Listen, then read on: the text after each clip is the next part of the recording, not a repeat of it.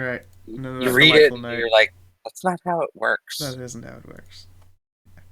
Where's the pain and struggling and Where's just the... sitting there doing absolutely nothing? Like, you want a pizza? I I'll mean, that call would it. be... I can't imagine anything more erotic than after sex being like, you want some pizza? I'd be like, fuck yes, absolutely. Fucking take me now. Okay, so before we get into what we did last session, I'm gonna do that fucking thing that I always fucking forget to do, and thank you very much for Aspirations. reminding me, Maz. You ruined it. You ruined it for Aspirations. all of us.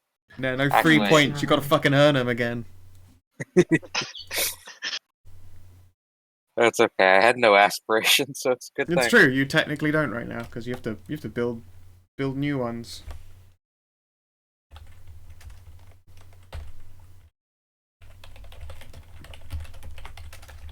Okay. So, we'll get to your aspirations last third at the same time as you giving everyone a brief overview of your character. The brief overview of your character will be purely OOC, but she'll probably show up soonish. Starting first with DCL, his aspiration is Requiem in pace. So, moving on from DCL, Mazandi, you currently have as active aspirations: find a priest for St. Mary's Church and befriend them, which is a plus in it, you didn't finish it. Find out more of the Kai Beats history, it's got a plus in it, you even finished it. And would this be your next aspiration to learn? It would be, yes. Alright. Do you want it said out loud? No. Okie dokie. Ooh, power play, taking over the city. Yeah, become the new prince. No. Hey, wouldn't be a vampire game if It's somebody didn't true. try and If offer someone wasn't friends. trying for the prince's position, then, who says none of you are doing that this whole time? Yeah, I don't know about you, but This is the reason Rose left for Plan well, B. This whole thing about her not being interested in politics is it's just a front. it's just so coincidental that Rose disappears the moment the prince is supposed to be waking back up. Yeah, it has nothing to do at all with those strikes. Nothing at all. Alright, Stray. Nothing Little at did we all to do know, with the message Rose is that actually get the out of prince. town. Rose is the Oh, that would be a fucking incredible turnaround. It's like, yeah, no, Rose is the prince. Always has been. Yep. She plays Purple Rain, and it's all good times. It's not chocolate. No. Alright, Stray, you have Reunite with your touchstone, it's got a plus in it. You have an empty one, which is Find a Worm's Den for the Defiant, and you also have Learn Defenses Against the Strix. Is there anything you would like to change? Nah, I'm good.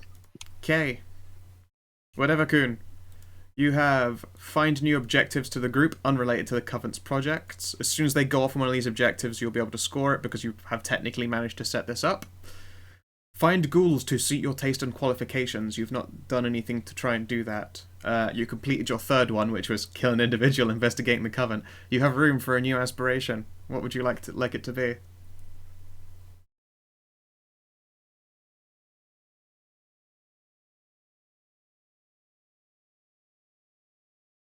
Mute Evercoon. Oh, sorry. I actually missed the start of that. Oh, I stepped away for like a second. yeah, that's fine. Your aspirations. You've still got two that are unscored. Finding new objectives to the group unrelated to the Covenant's project. Technically, you have found some, but you haven't gotten anyone to go on those yet, so that will have to you'll score that at the moment that you get someone to actually do such a thing. You've got Find Ghouls to suit your taste and qualifications, which you haven't advanced in any way. You've completed Kill an Individual investigating the Covenant. And you have room for a new aspiration.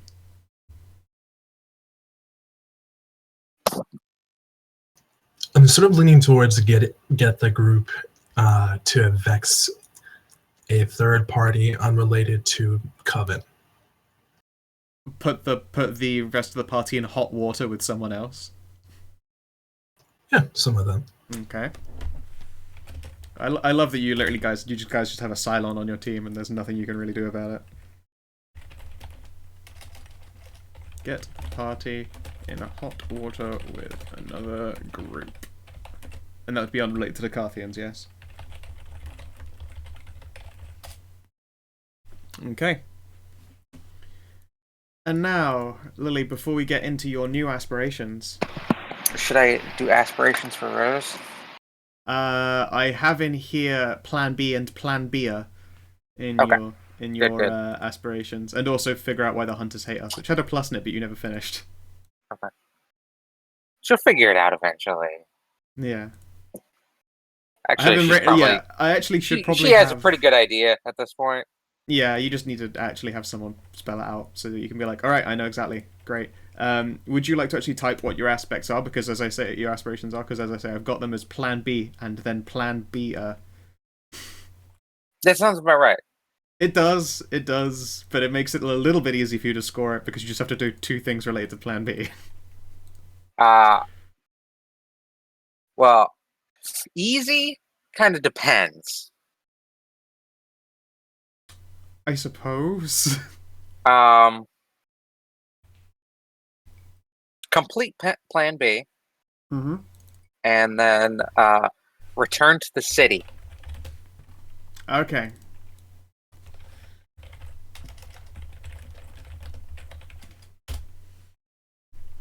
Excellent. And you'll be able to score them during Plan B, I suppose, assuming that all goes okay. It's weird that you have aspirations that may or may not be reliant on other people. But I'll let it stay. I will let them stay as such because I like the idea of that a whole lot. So, if anyone hasn't realized, at some point in the vague future of this fucking session, pretty much, Rose is going to be going off the radar, like, completely. Indeed, as of, like, last session, she was like, great, cool, I turn off my phone, and I'm going to get everyone, you know, I believe you said it was leave Etienne with Emma at her place. Uh-huh. Did you hook her up with blood, or are you, like, you'll have Yeah, to... Yeah. she's got a... She's got, like, that anime, like, just the anime hero's little stash of vials they can pull out in emergencies. Camelback full of vampire blood. I just filled her up. Cool. Herself. Her dominate ability doesn't require blood, so That's a very good point. she'll stay stocked up. Blah, blah, blah, blah, blah, Blah, blah. blah, blah, blah, blah. Although, if for some reason poor Rose doesn't return in, like, a month, things are getting pretty bad for her. It's okay. She has the dominate ability, This is... yeah. and she is a hunter. It She is... can find vampires. It's true. Oh my god, a hunter who's just hunting vampires for her fix using the dominate skill. Oh my god. She's gonna go rogue so hard if Rose goes down. Yeah. Oh my god, that's awesome. So, Until the party finds her and be like, here's some blood. yeah. Stop killing our people. Yeah, absolutely. It's not right for us to be finding vampires who've been completely drained. Okay. So you're going to be having a temporary character. I'm going to show them everyone their little page thingy. Okay. Boop. We are on the map, by the way. Good, because I was still moving some stuff around anyway.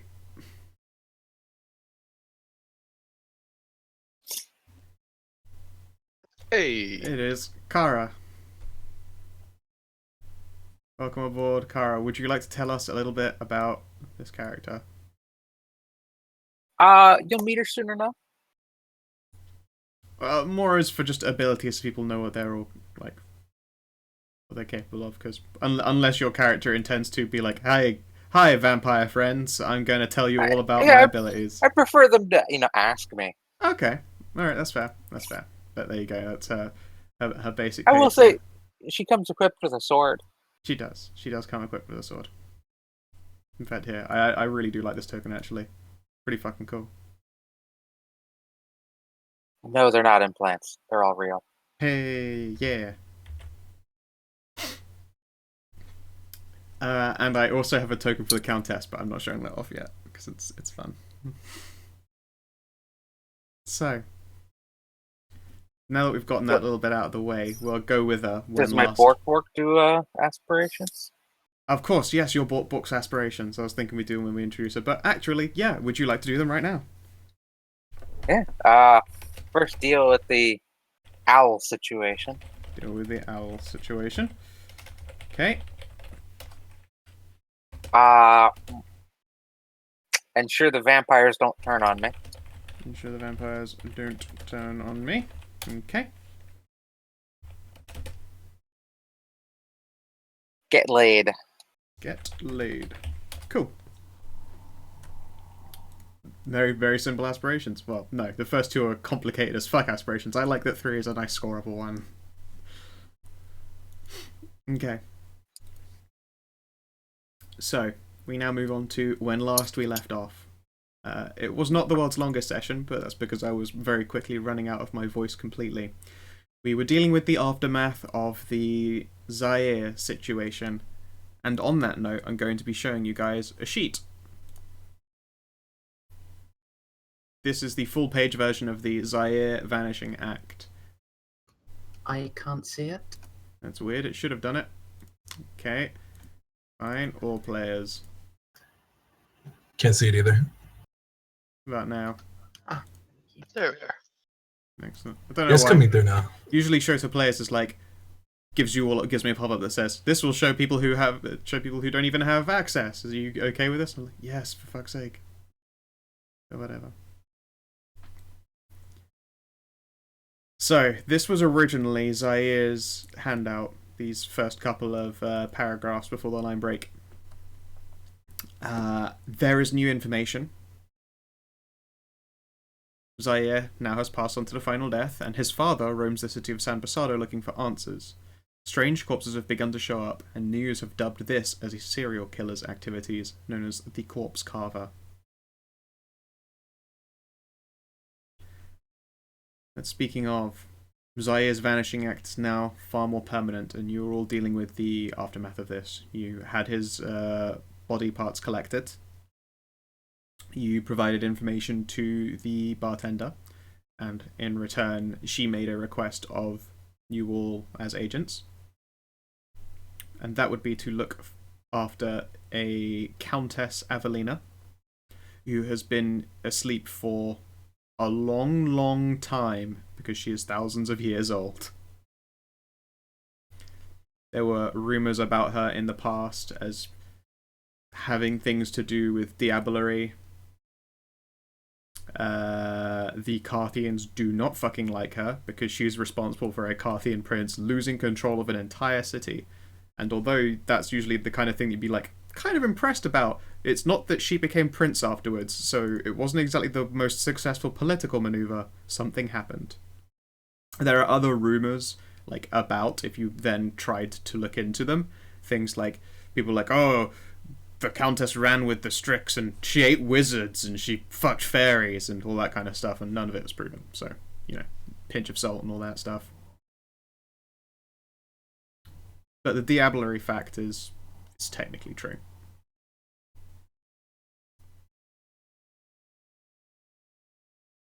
And I honestly can't remember what else would have happened. Rose made preparations for Operation Plan B, which we'll get to in a moment because she'll be doing some last things, and then that will be her character sheet temporarily locked down. It goes in the vault. Did anyone try to do any stuff in the wake of passing on information about the now late Zaire? Yes, there was one thing I wanted to do. Okay. Tim wants to go and see the Elder of the Brides of Dracula. Okay. Yep. You're welcome to go and do so. I take it that this is, you know, it's a fresh night, quote unquote. So everyone, take away your vitae. I thought this was the same night that we had. Oh, you just went straight Good. off and did it afterwards. Yeah, okay, that's fine then. Yeah, we don't take any vitae away yet then. Yep, you are welcome to go down and visit the Brides of Dracula. Currently, the party is at the Elysium, except for Rose. In fact, no, Claire did go back to Waifu Manor. Yep. No, you went back to your place. Waifu Manor is still locked down. Never mind. Yeah, she lives in my house. Yeah, and I burned a vitae, and I'm staying up all night researching. Yeah. Okay. So that's what Claire is doing right now.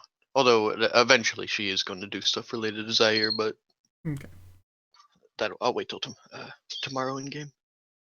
All right then. So, getting to the Brides of Dracula it's a simple journey as usual.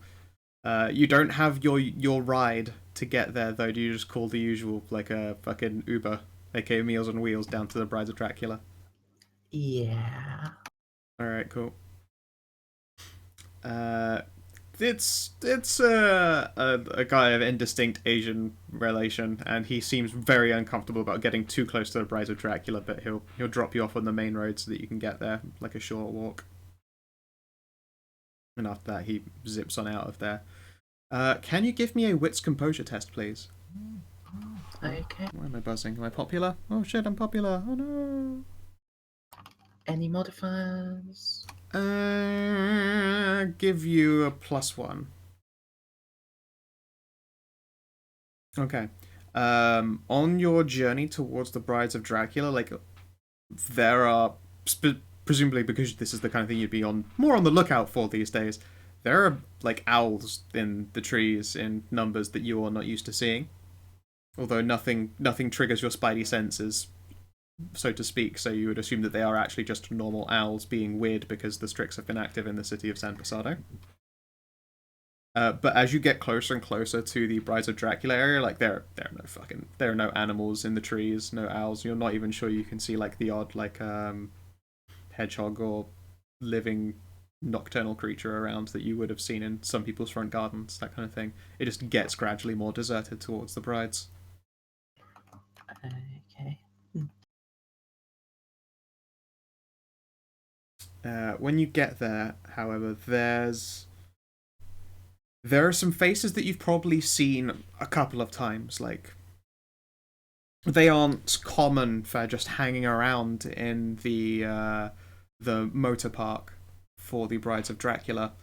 They are Kindred, as opposed to the usual just bikers that go around doing biker things. There are a couple more Kindred around. You've seen them in passing, and they apparently recognize you on your arrival because they don't do anything particularly weird so much as greet you. Okay. One of them looks like a stone cold fucking biker chick with serious short person syndrome. She is as short of temper as she is of height. She's about just shy of 5 foot. But she is built like a brick shithouse.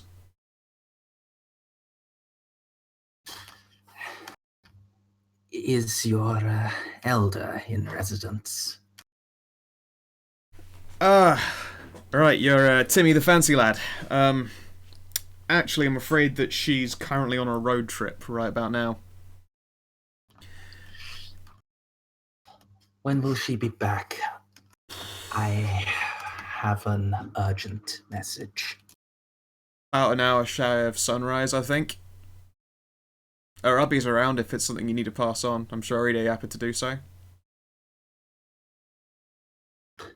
It ties into a question. I shall proceed to the edge of your territory and hunt and return. With your Alright. permission. Just don't go drinking any of our boys. All right. Yeah, he doesn't, she doesn't act strangely in any particular way. Seems okay with the idea of you going off to just hunt in a random direction. Do you hang around then until, like, an hour to sunup? Yeah. Although, if I can actually make a roll to hunt, I am quite low on vitae. Of course, absolutely. What skills would you like to use for your hunting?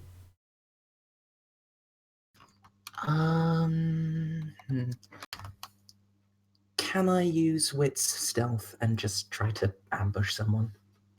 Yeah, of course. You just going for any old target, or are you going to wait for someone in particular? Let's try to avoid any magical hobos. Other than that, not particularly picky. So you're staying out of the tighter, trampier corridors and alleyways. Yeah. Fair enough. Magical hobos, understandably, pretty dangerous these days, it would seem. Okay, give me a roll. Alright then. It actually takes a while for someone to come by who's alone, unless you want to grab someone out of a fucking group. I mean, you're welcome to do so. They wouldn't be able to stop you. You're a fucking vampire, but... I'll wait till there's someone alone. Alright. There is someone stumbling by who you suspect actually had been to, like, that bar at the Rise of Dracula's base, but it's not one of her guys at the very least. It's a rather butch-looking person. He's quite lanky, though, maybe a little bit poorly shaven. You can see in the way that he staggers around that he's had far too much to drink, and maybe something else, but hard to say. Alright. Tim will step out of the shadows and press his gun into this man's back, saying, "Stay still." Okay. Tell you what, would you like to give me a test to intimidate this person? You'll have a bonus for pulling a gun on him, but there are some things he might do because this person is not of their right mind, because they are shit-faced and possibly high. Yeah.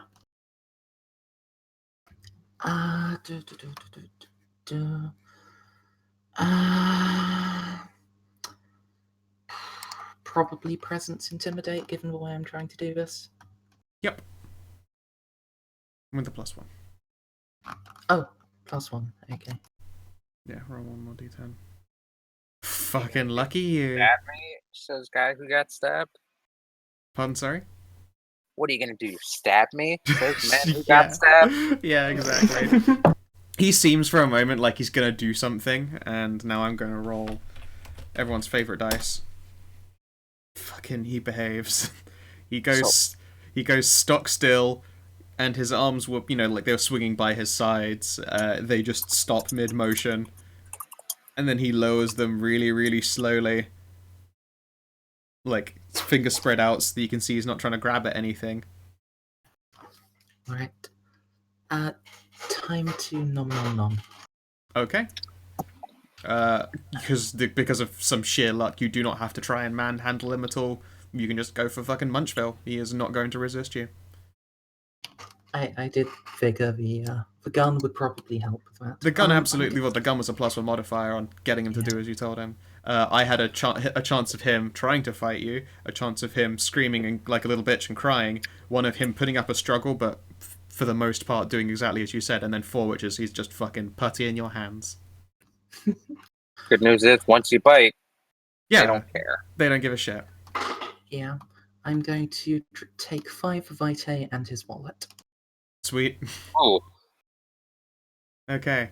Can you give me a test? Because I do believe with the sheer quantity of drugs and alcohol in this person's system, it's going to have an effect on you. Fun. Give me a resolve test, and you can choose any of your other attributes to go with it. Whichever you think is most suitable.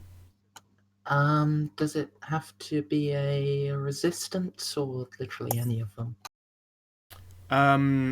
Resistance is definitely a preference, but if you have some, like, I will never call out someone from not being able to use a different attribute. If you have a way to swing it, I'll let you give it a go. It's most likely you'll be picking resolve and another resistance.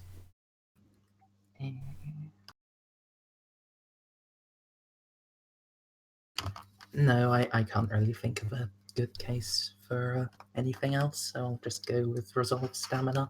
Okie dokie.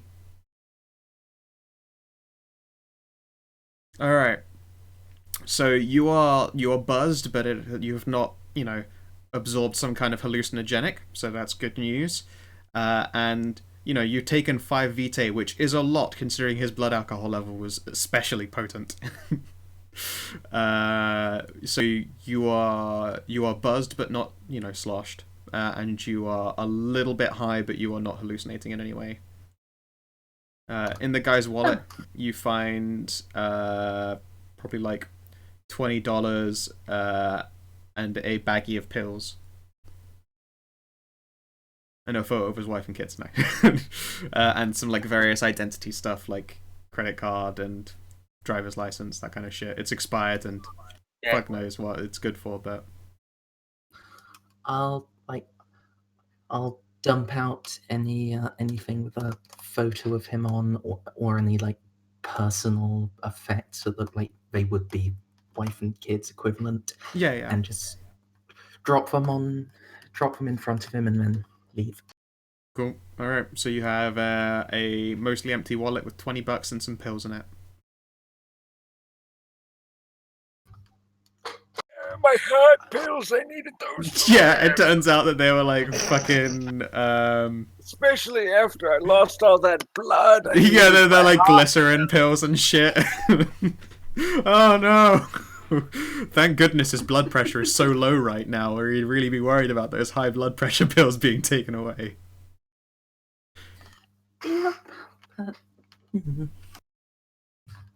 Can I be honest? I entirely don't care about the wallet. It's just this, but he'll probably think he was just robbed. Yeah, no, I know exactly why you did it. I just love the idea that you were like, and I take this poor mook's wallet for something that I don't even need. And it just might be life-saving medication. It isn't, it's definitely fucking drugs. But, I like that canon much more in my head. It's probably actually about an hour and a half till sunup when you can hear, like, the fucking heaviest choppers ever rolling into the Brides of Dracula's little trailer park thing.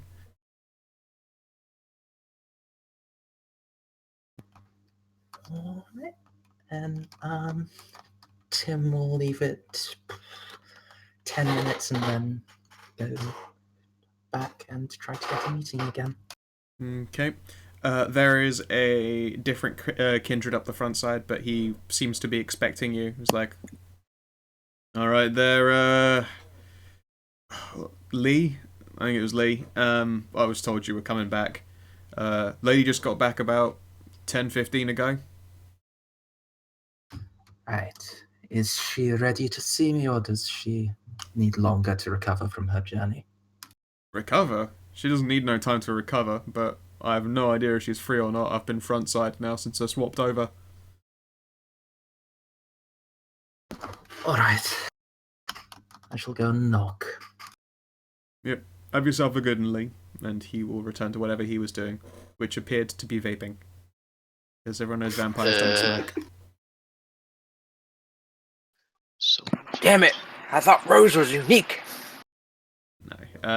He's I thought not. I had the good idea. No, he doesn't do. It's not like your typical vapes. It's probably a weed one.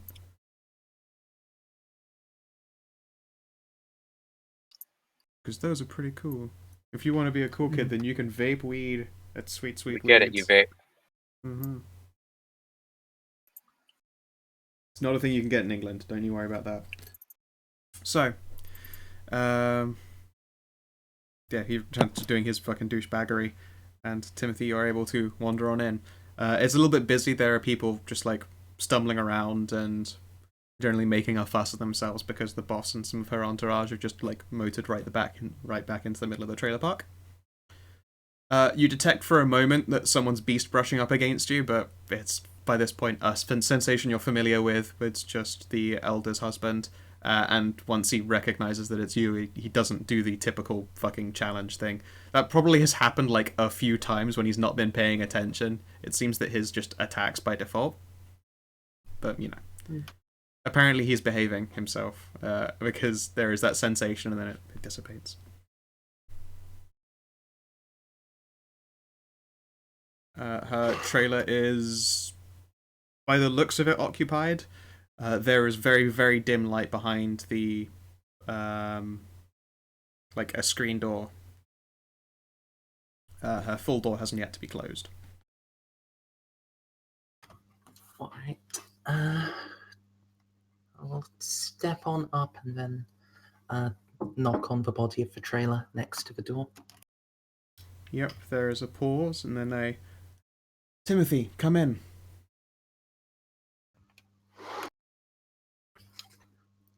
You will go in. When you enter, there are other individuals sat with the elder. And can you give me...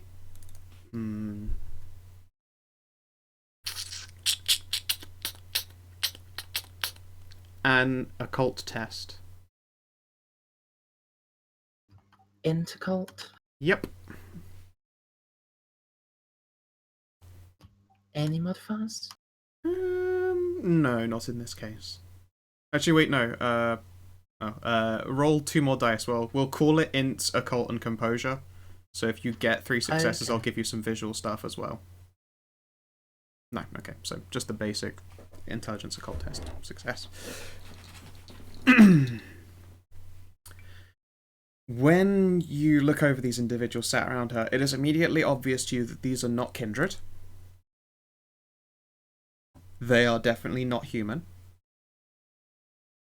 And you're fairly certain they aren't lycanthropes. They do not appear to be members of the Awakened either, nor are they some kind of mutant hunters. You don't know exactly what it is you're looking at, but it's occult in nature. If nothing appears particularly obvious about them, my gut instinct is simulacri, but... You do not have the information or context to posit what they are, merely just a few lists of things that you know that they're not. Simulacrum is totally possible.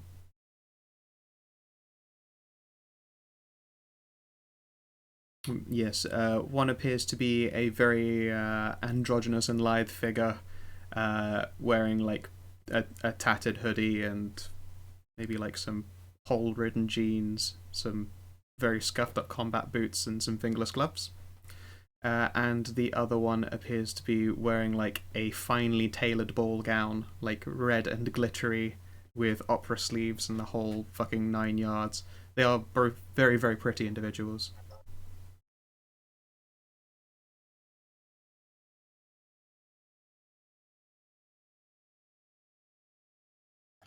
I see.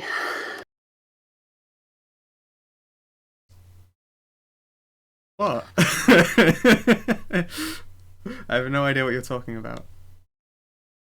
The elder looks over at you.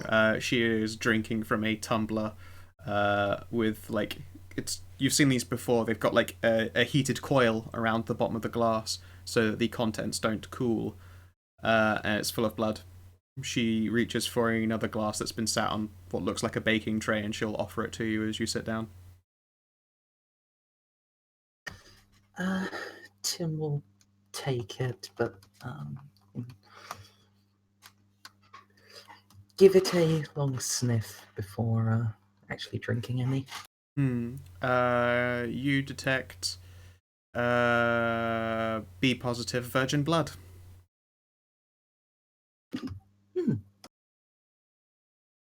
Very nice. You know that little nod that whiny people give? Yes. Yeah, I'll do one of those. Yep. And she's already done much the same herself before taking another sip.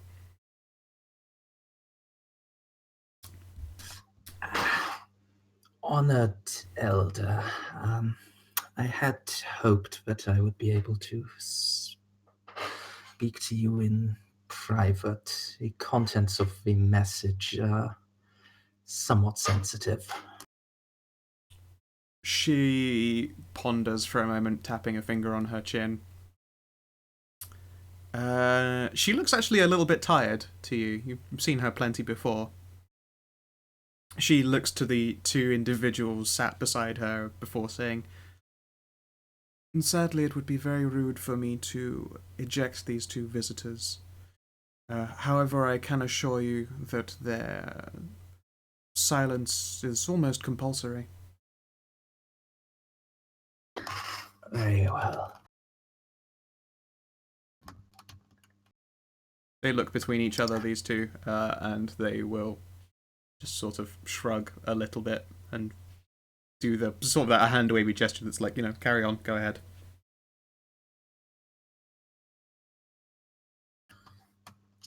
And can I take this into whispers?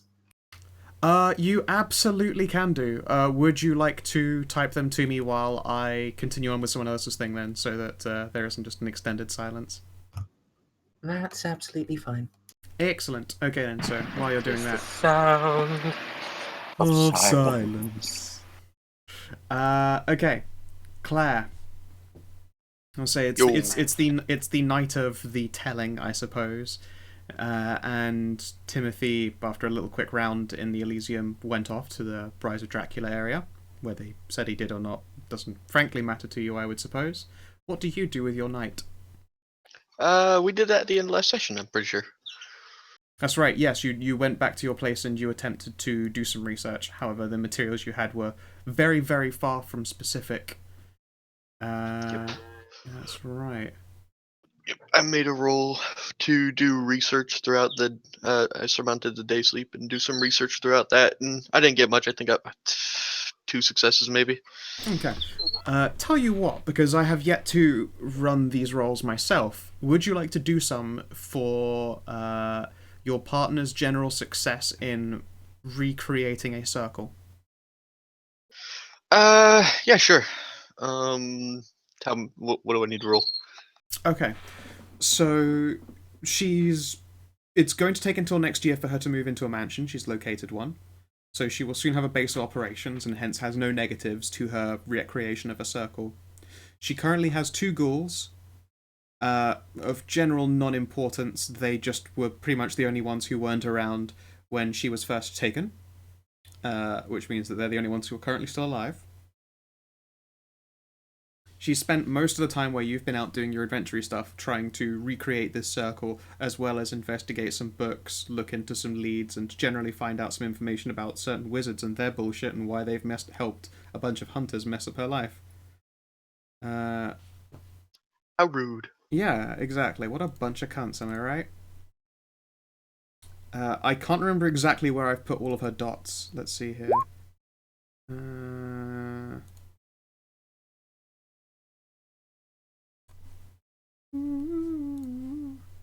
Have I written it onto her token? That would be really smart of me if I had, but I don't think I have. Oh, God, I didn't put fucking dots in. Okay. Give me 5d10, please. Watch all ones.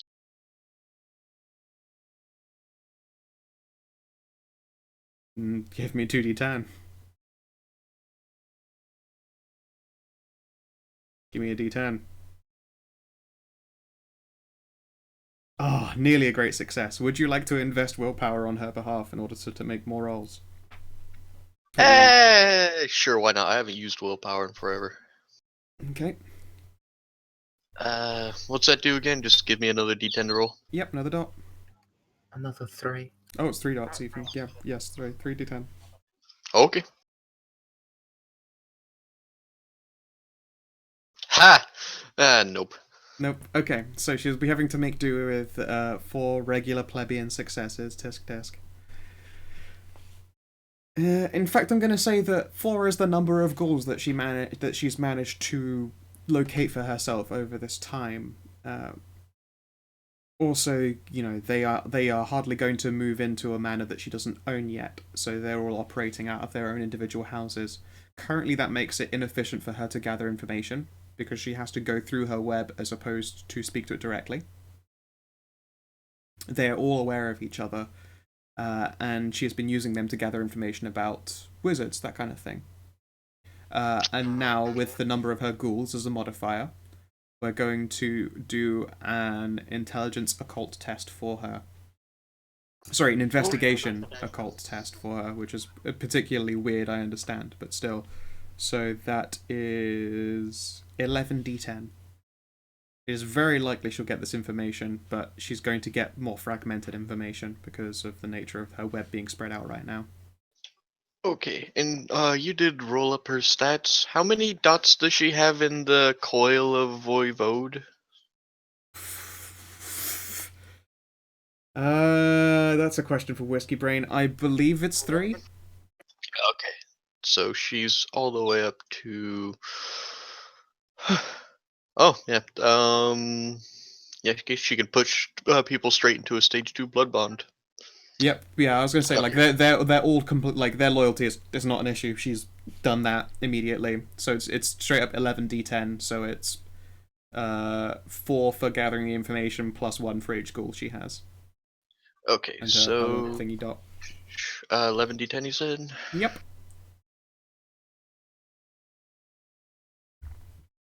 2d10.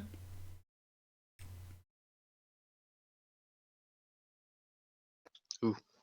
Wow. Okay. Sadly, she needed a great success to get the full information, but say la vie. I'm just completely count 1, 2, 3, 4. Yeah, okay, that's just 4 successes. She does, however, gather some information. There are a number of awakened in this town that do not belong to any singular group. They're the kind of people where if you look in the yellow pages for odd jobs assistants, that's the kind of place they appear. Just to be clear, awakened means mage, right? Yes, sorry. Okay. No, I just can't remember all the terms for things in WoD. That's fine. I barely remember myself. It's just because I've been recently trying again to force myself to read the fucking magic rules, and I can't do it. It's so boring. It's so boring, the magic rules. Yeah, my internet's been throttled all day, so I've been forcing myself to read through all of the Rogue Trader splats. Ooh, joy. With all of the frustration of a White Wolf book with much less flavour. Yep. Okay. So she is aware that there are groups of mages, but they are unaffiliated. They can be reached through things like yellow pages under their own code, essentially, that's along the lines of odd jobs assistance, of mild esoterica, that kind of thing. Like a little bit of flowery prose to mask the fact that they're basically saying wizards to help with you doing your random bullshit. But she can't find anyone who is, as far as she can tell, powerful enough to, get involved with hunters, or would be willing to get involved with hunters in order to bring her down specifically, and other kindred. It is weird. They typically don't like each other. No, exactly. Generally, like, the mages think of things like the kindred as sleepwalkers. Like, they're sort of awakened, but they can never go all the way. They move around in an awakened state, but their eyes are shut, quote unquote. Is the easiest way to describe it. Generally, they stay out of a fucking vampire's way, and a vampire stays out of a wizard's way, because if a vampire tries to turn a mage, then bad shit happens. And likewise, just vampires don't like them because of how easy it is for them to make fire happen. Yeah, attacking a creature who's essentially a demigod doesn't seem like a good idea for a vampire. Vampires don't really do magic, so mages are just like, what use are they? Yeah, exactly. There's no need for the two to interact. So it's very strange that hunters would be able to pay mages to take her down. Sadly, she can't figure out how this came about. It indicates that there is definitely something else afoot, and all of the information she can gather just corroborates that. Alrighty. But also, she has technically located odd jobs mages that you might be able to get a hand of if you ever need to, for some reason, find a wizard for some shit. Vampire seeking wizard for surreptitious job. Yeah, looking for drummer. Yeah, no, it's definitely an odd situation there.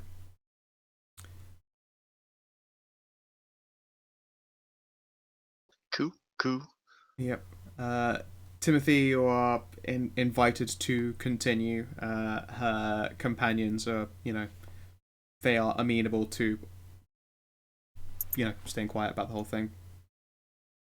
They, in fact, seem to busy themselves with, much to her chagrin and probably a moment's flinch from you, one of them will pop a lighter in order to smoke from a cigar. But they just sort of relax. Like, when you hear that click, probably just, puts a shiver down your undead spine. Like they click the cigar away and resume just sitting there quietly and waiting for you to finish. So feel free to keep messaging. And let's see here. Whatever, Kuhn. If I remember correctly, Dante Hamza was defiant in the face of this fuckery and was like, "It doesn't matter how shit this was. You got into contact with your Carthian bossman, and were generally given the well fucking done. You managed to get an agent killed, yada yada yada, and then you decided, no matter what, I'm just gonna go about my normal goddamn evening." And did food and hung out with your ghoul and stuff. Is there anything else that you do in that night? That night, definitely that night, I called my sister. Right. Okay then. Tell me somewhat about your sister. Well, she's going to school on the opposite coast, and it's not been long since I've stopped really contacting her as much. Yeah, it's only been a year since my transition, but I finished my education recently when it happened, so I'm trying to just pretend to have some level of normacy. Okay. She pretty much has her stuff together like most people in my family. I don't think I could really say much else because she's fairly independent, and it's just she's annoyed with me that I haven't contacted as much with family anymore. Okay. When you're calling, it is quite late. Was she a kindred, sorry, or is she an Umi? Oh, sister? No, not a kindred. Okay. Yeah. Hello? There's some yawning and some ruffling around, and then you can hear like a kettle being boiled. Hamza finally speaks up. Hey there. I didn't expect you to be up this morning. Well, unlike some people, we all have to do things to make a living. Don't know where you've been disappearing off to lately. And also, I thought it had been a while since I'd heard from you. How are you doing, Dante? Just as usual, just hanging about, getting business done. I thought I might call my sister on the opposite coast and see what's going on down there. Oh, opposite coasts. You've been traveling then. Where are you at right now?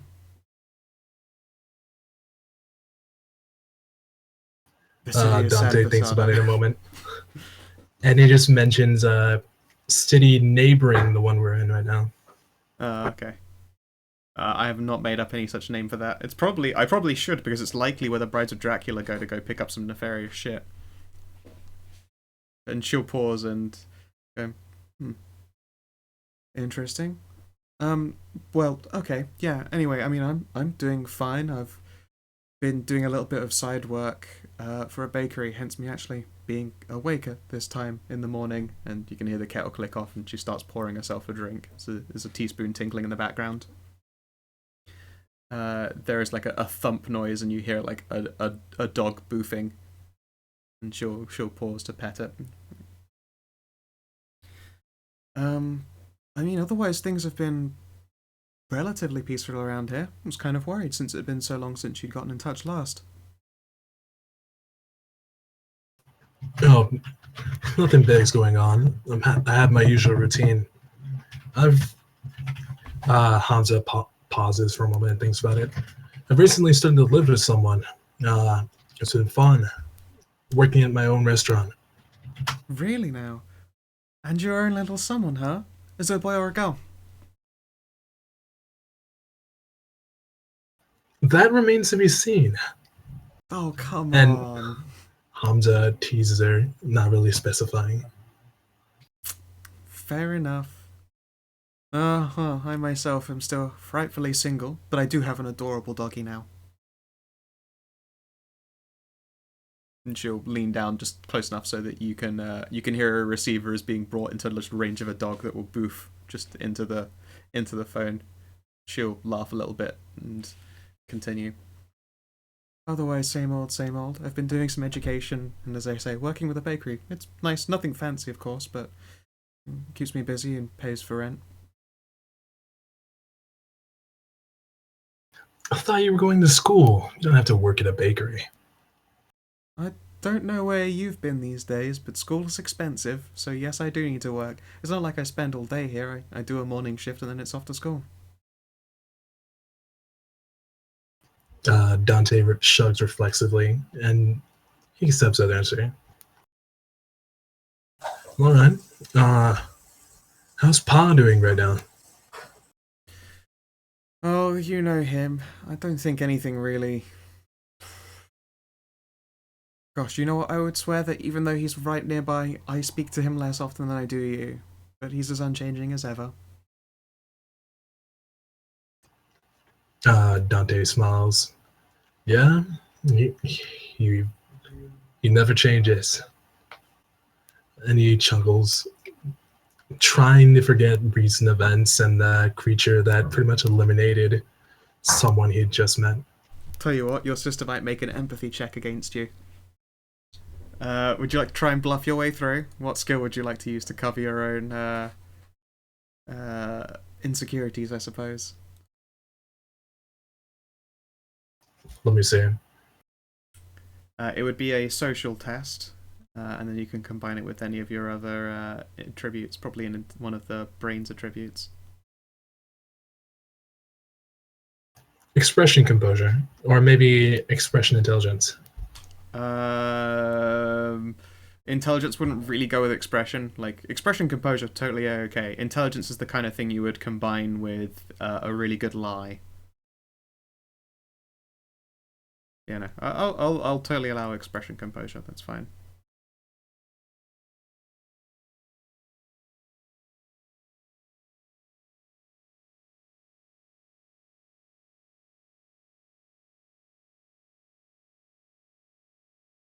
Okay. And she'll go against you. It's a harder test for her because she's trying to read social cues over a phone. However, I roll straight goddamn fire, and the two match. We're both You want to have her roll again? Yeah, no. We'll go for a tie-breaking D10.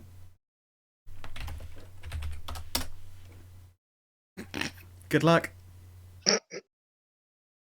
Fuck! Alright, okay, you win. She doesn't catch you out on it. Hamza's a dice god. Well done. I don't get to do that make you awkward with family thing. I love doing that.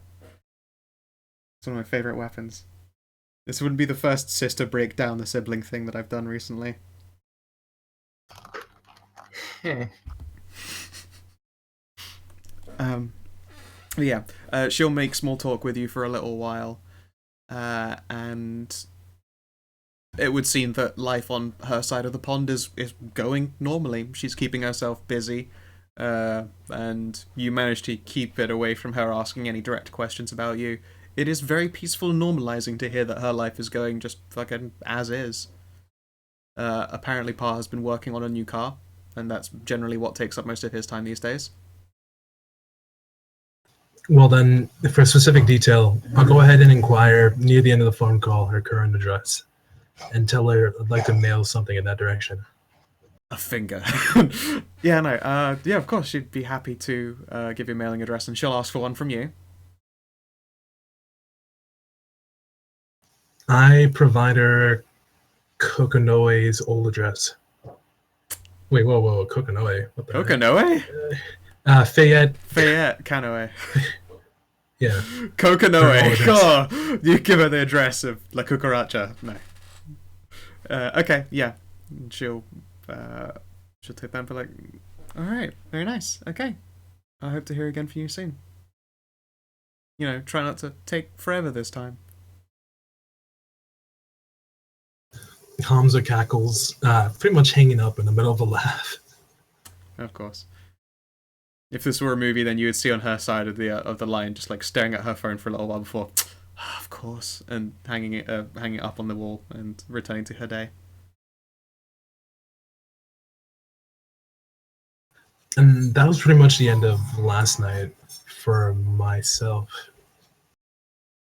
Or was it? Or was it the beginning of the night? I don't remember. Oh no, this was just wrapping up your before you sleep. I just think of it in I keep calling them a new day, even though it's literally a new nighttime. But fucking whatever. Yeah, this is before you've gone to sleep after the visit to the Elysium. Timothy Lee. She has information for you, and I'm gonna write a little handout that you'll be able to my use. headphones cut out. Oh.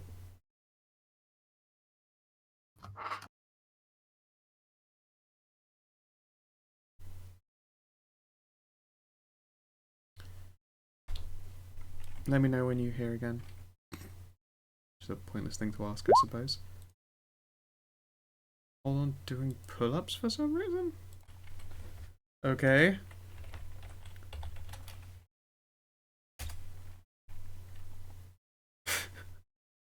And now the confusion aspect. So third, have you thought of how you would like your character to be integrated in any special way? Or shall I just try and spring it on everyone when they go up to Borksland? However you'd like to do it. Okay. I could imagine her tracking the party down. That is entirely likely. Hello? Hello, welcome back. Hi. So yes, Sorry about that. that's okay. The Elder does indeed have information for you. And I'm going to be making it into a handout that's just set to you, just so that in the event that you ever do pass this information on to anyone, I can just give them the vision of it. And I don't have to rely on my whiskey memory. Okay.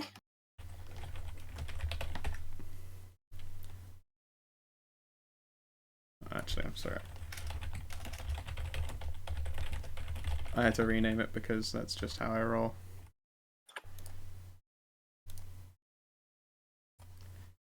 That should be in your handout section. It has no information in it yet, but I will fill it out over time.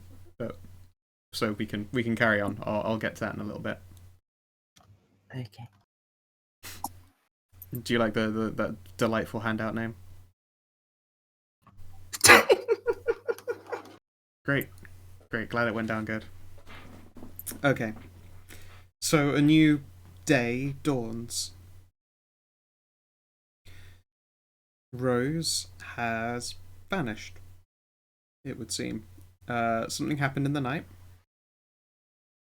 She made some preparations. What state did she leave her place in before she went, just in case anyone goes to try and find her?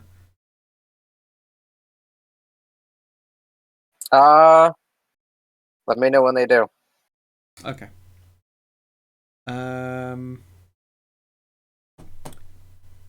Did you go up to the box? I may have. Okay. In which case, it is probably going to be a few hours into the night when an individual is going towards... Let's see here. Whose address would it be? I'm going to go with Claire's, because they've been given at least this modicum of information, and they're the most likely person to be around. Wait, what? Someone's going to be paying you a visit specifically at your home. I didn't tell anyone where I lived. I do actually believe that you did, and also Rose knows. Because Rose is really good at this shit. Okay. Rose never knew where Claire lived. Did you not? Okay, then No. that's not where this cat... Oh, unless, do you think Kara could have found Claire? She'd rather get the group all together. And That's like, interesting. Would Kara go to the Elysium? No. Then that's the fucking ticket, you see. It's getting them all together.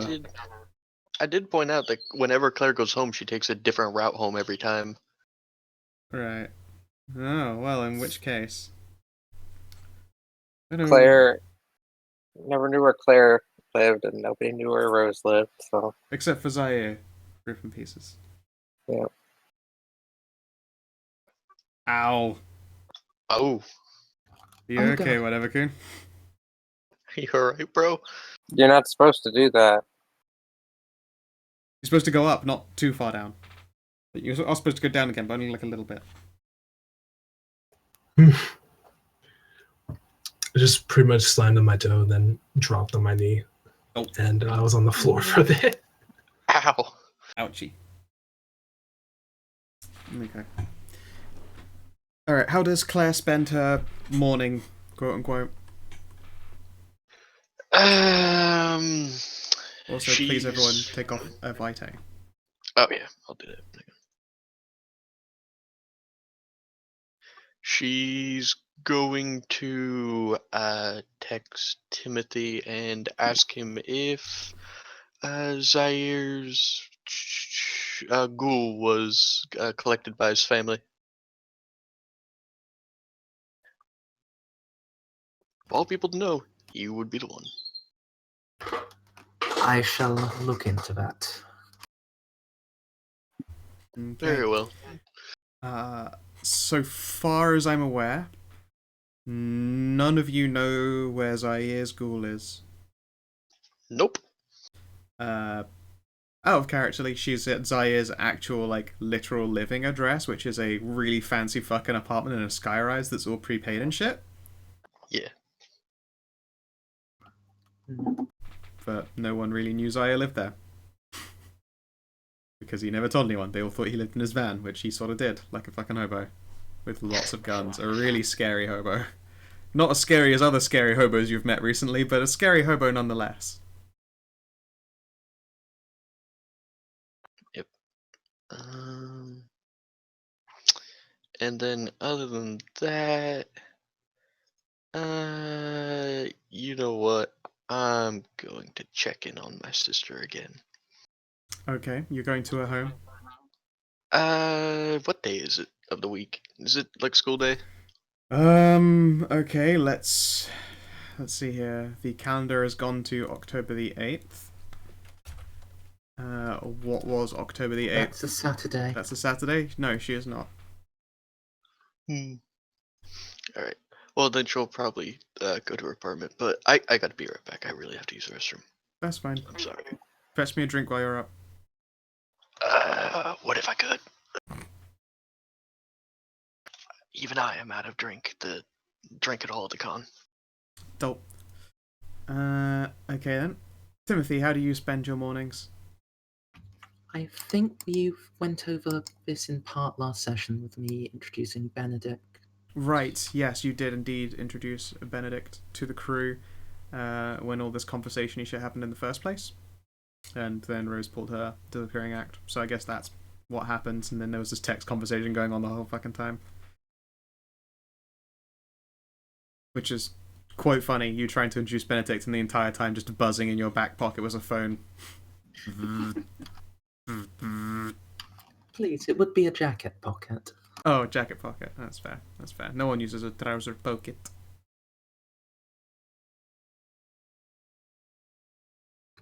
After that, then, yeah, go and check in with the cleaners and see if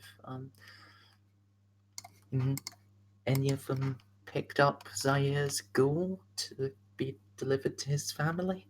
Yes, they inform you that as of right now, Mr. Alti's ghoul has not shown herself and has not proven easy to locate. Due to the very mobile nature of Zaire himself, she could be totally anywhere. They didn't have an address for the ghoul, or any locations or any information or a means for tracking her, sadly. So all they have is to keep their ears to the ground and hope that she slips up somewhere or shows herself. They do know what she looks like because she has been seen, but not recently. However, they do have something is yet to be returned to the family.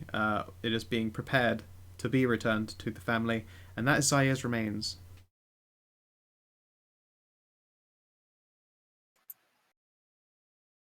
They insist that the site is not considered a pretty one. Zaire was old enough for his body to have desiccated quite rapidly, but not old enough for it to have desiccated, like, to a point of sanitary remains, like bones or dust or anything.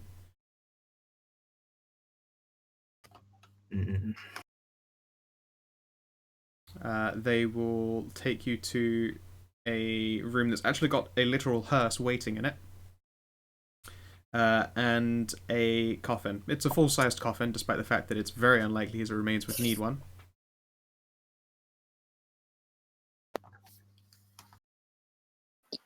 It is a portion of the Elysium, actually. I would assume you actually haven't seen before, because it's unlikely you've seen the cleaners trying to perform a in case of final rest, dump body here situation. Yeah, I don't expect that happens regularly. It is not regular, but they do have a hearse that is relatively well tended to, and a coffin. There are other coffins just on the wall. They appear to have picked out one that's, to their assumption, within keeping with Zaire's style, in that it is a simple, really tough-bodied one that's probably not going to buckle under any, like, going into the earth or in any time and stuff. Like, there is very little gilting on it, but it is steel reinforcing bands. Yeah, that kind of thing. Like, it looks like a fucking apocalypse case more than anything. There's very little gilting to it, but one of the cleaners insisted that this is definitely within his style, definitely not the other ones.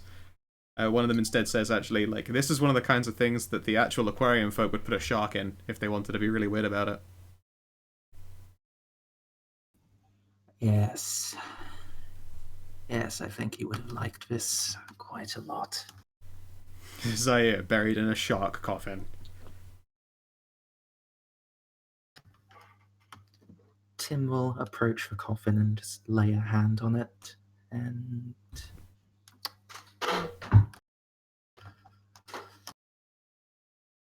after a moment,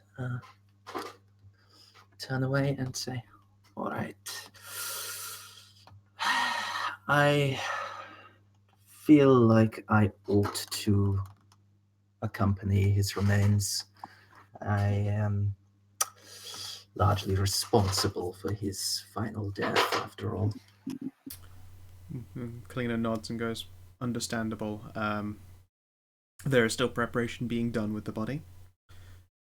We have gotten briefly in contact with his family and planning a good time for us to go and visit once we have that information. We'll let you know at the earliest convenience so that you can accompany him on his journey back there. Very good. Which is code for Sko needs to get DCL to hurry the fuck up and provide information about his father for being a plot hook so that I can actually do that for you. But we'll get around to it in time.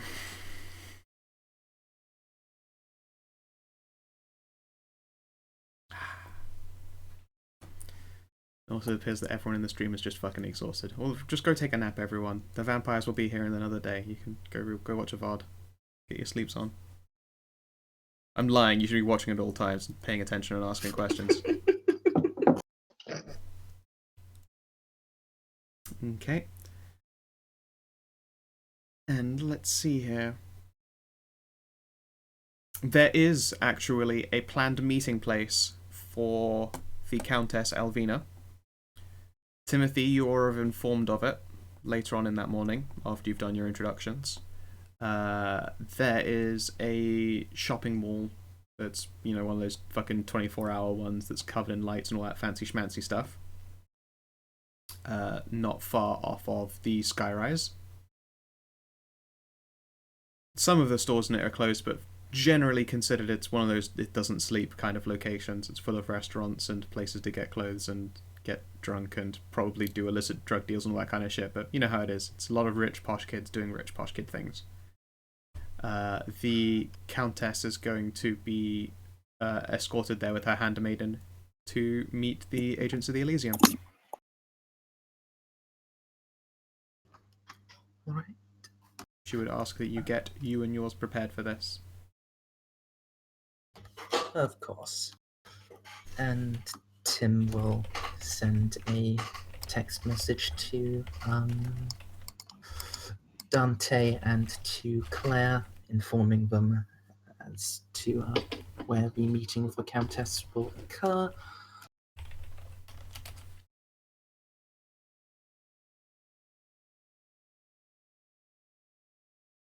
Yay, Diablo Pyre. She's not a Diablo Pyre anymore. She went for a nap for a nice long time, and now no signs of Diablerie are visible in her aura. Fry squint. It's true. If you go to sleep for a really fucking long time, then eventually you just look like an old vampire, and you don't have like those smudges in your aura that belong to a Diablerist.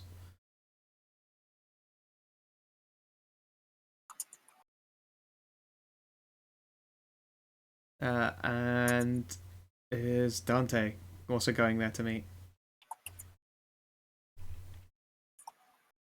Where are we meeting again? An all-hours mall near the Skyrise. What was I told we're doing up there? That's where you're meeting the Countess that you were told about last session, Countess Alvina, to take care of her and introduce her to things and keep her company. Yeah, I'll go. Cool. Hamza will definitely go. And gather up over there. Sweet.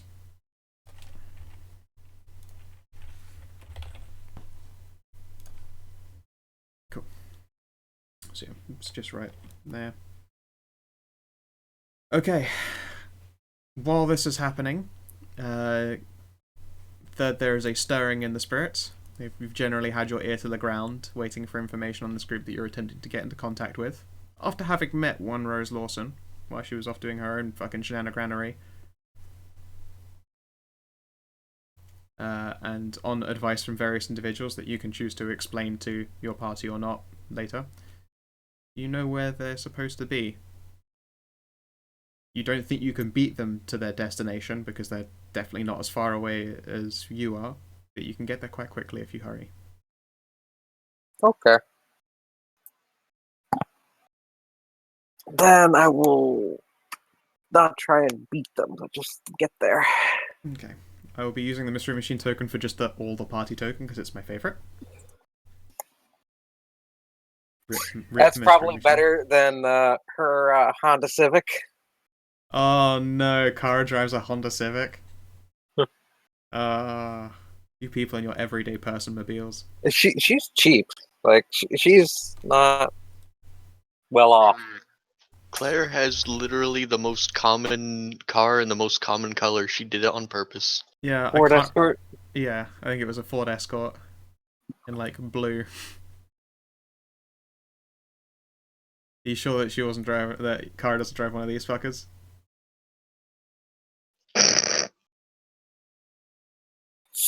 Nah. Honda Civic. I don't have a picture of a Honda Civic. I feel like I should. It's okay. Mystery Machine's better. Yeah. You sure I could get some real attractive pictures of a Honda Civic? I also need to get a picture for Dante's car, but I cannot get around that eventually. And guys, you all arrive at the mall first. Kara will arrive in a little bit longer. Were we not going to do the other thing first? Other thing? First thing Claire was going to do was check on her sister. Oh, right, yes, of course. Sorry, because I forgot about that part. All right, so yes, it's still early in the morning, and you can go to where your sister lives. I am going to slam Claire against this until she finally fails a roll. Okay. Well, it is quiet outside your sister's home. I've been trying to do this since like session 1, beginning to annoy me. Well, you gotta try fucking harder to fail. Or just do it and stop being a pussy.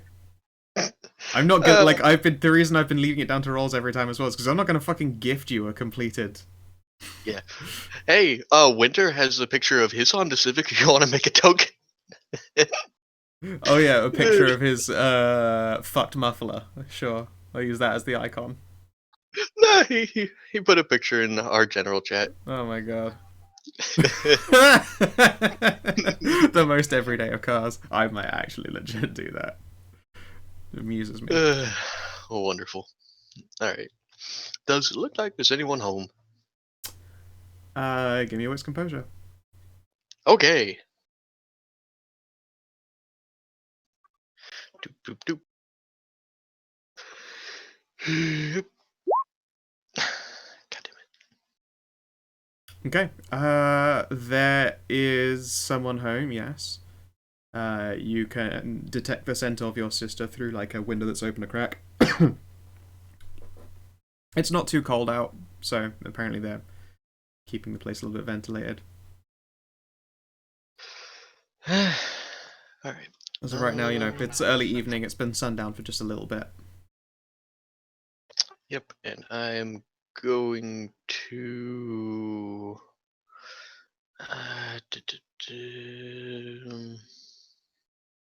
I can't. I'm assuming I can actually see her. God damn it! A lot of my off specs is actually require me to look at somebody.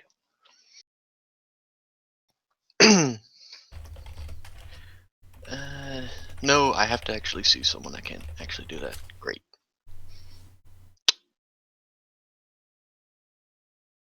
All right. Hang on. I actually have to think about how I want to do this now. Sure.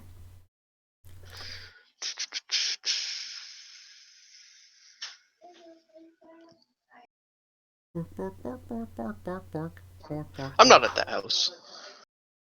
The Bork house. No. Although you do hear a dog. Not from inside her place, but in the street.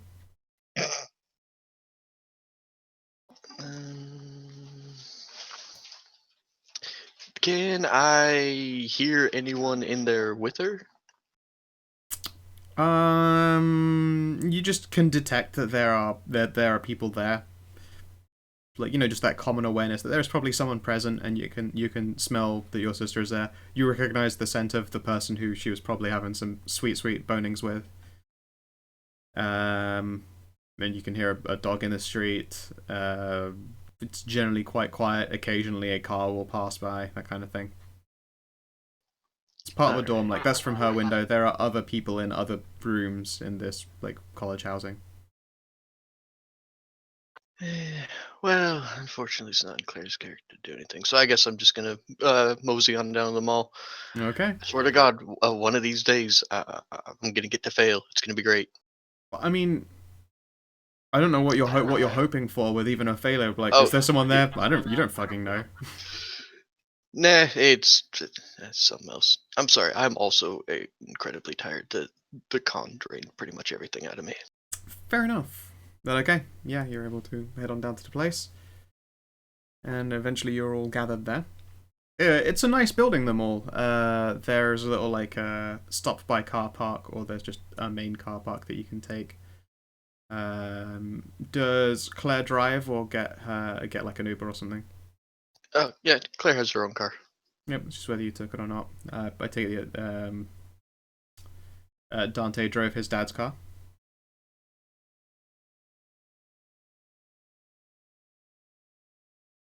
You'd ever cool. Yeah. Oh. Yeah, you take your father's car down there, or did you get a lift? You know what? I think I'm close enough just to walk. That is like a 2-mile walk. Sorry, no, 1.5 mile walk. 35 feet, 30 feet. It's just 30 feet. Yeah, no. A mile is 4 squares. So yeah, you're Crossing several major roads. yeah, crossing major roads through streets and all of that shit, and yeah, I mean you could walk to a train station and get a train off like right next to the mall. Actually, that would be quite quick for you. But trying to like crossing through here to here in a straight line. Well, no, there are other lines. They just aren't visible because they aren't the main line. Like how much do I need to expedite this journey, or at what time do we agree to gather? You're expecting her to arrive at like 10 at night, so this is arriving with probably an hour's time to spare because you don't know exactly. They didn't have an exact time for you. You walk 2 miles in an hour. This is true. It's just that it's through a very, very busy city even at night and across main roads and all that kind of shit. You can absolutely, if you would like to, you can walk it, no problem. What's the city archetype after? In what context? As in, like, is it New York-esque, Chicago-esque? Imagine trying to walk through a double-dent San Francisco. It's way larger and full of people. That's still fine. The population is a bit ridiculous. It's kind of London-y, honestly. I wouldn't use London as an example because you probably haven't been there. If you have, then it's like going through London for a mile across a main road. It's really fucking... isn't that easier than driving? No, driving at night's easy. During the day, you would want to walk. Holy shit. That does bring up an interesting thing with what everyone's asking, because New York, packed all times of there at night. Los Angeles at night, fucking dead. As a Londoner, On the that surprises me. This is also like a theoretical American city with like 6 million people. Yeah. So yeah, It feels probably like always busy. walking place to place in like Texas or something. Oh my god, everything is spread out, too spread out. Oh, Yeah, it's holy like I'll shit. just walk down the street to the store, and that's like a 4-mile walk, right? Maybe Literally. people unconsciously avoid going out at night. So it's pretty clear. Because in the back of their mind, they know vampires are around, but they don't actually know it. Yeah. It's okay for driving, but just since people are happy to walk around in groups drinking and doing shit day to day, it's quicker to drive at night. It's quicker to walk in the day, but you guys wouldn't know that. You're all kindred.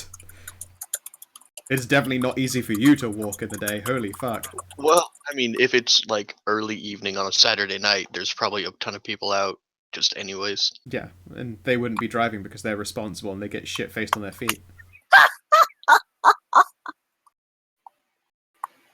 I don't know, how many people have PMCs Responsible. around? Yeah, I know. Okay. I'll take the car. Americans responsible. You silly. God, you guys hurt my soul. Clubbers responsible. I can't, like, around here I can't imagine someone be like, that was an awesome night at the club, now let's get into the car. Like, fucking drunk driving doesn't really happen around here very often. doesn't- How nice for you. I drive very well drunk. It doesn't happen around my area, really, I would say. I drive very responsibly. I go 5 miles an hour. I go, yeah, because I'm drunk, I'm generally being more careful than when I'm not drunk. Exactly. Anyway, yeah, okay. And you guys arrive with an estimated hour to spare on your arrival, like until this countess arrives. And this is the first time being gathered together since the Zaire event. Kara, you are currently en route. Yay, we did it, guys. Our buddy's dead, and now we're going to hang out with the ex-Diablerist. It's gonna be fun. Yep, you're gonna go to the mall. Ah.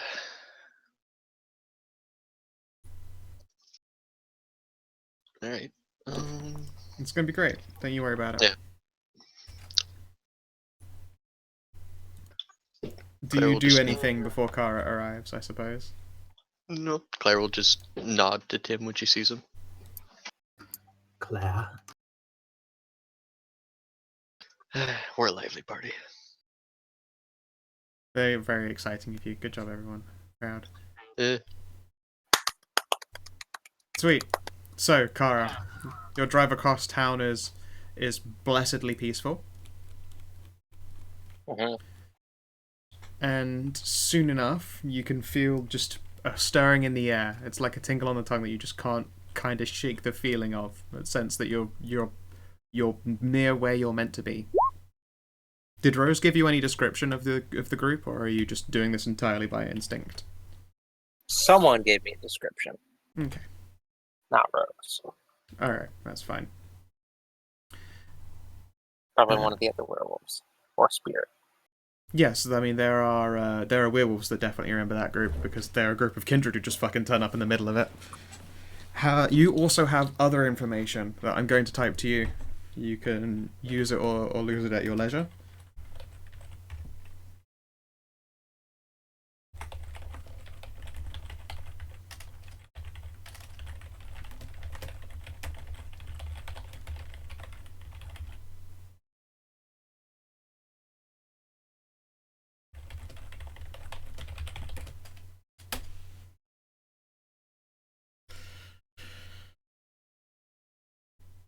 Oh my. Yeah.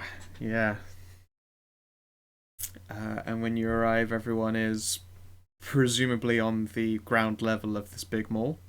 There are like cafes and shit on that area, and there is some bars. There are a couple of clubs that are already, winding up to activity, like on the other end of it. But You're in that sort of the businessmen would all come here during their all the night working night breaks. I just need a clarification. Yeah. What order?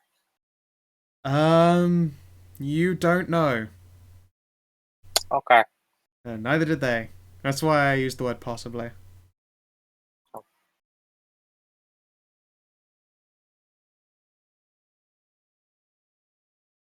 I know for a fact what the order is, but they don't.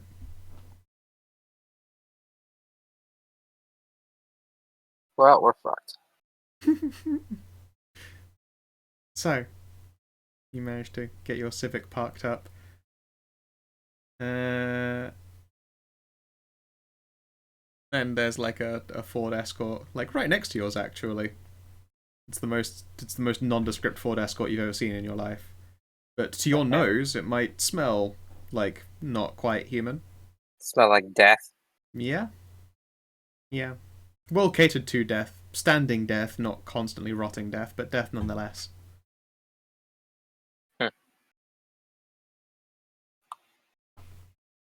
And the mall is active inside. You can walk right on in. I will do so. Alright. I'm just going to drag it over there because I like this page. It's nice, it's got pictures. And there you see Timothy. I will strap my sword to my back first. Sure thing.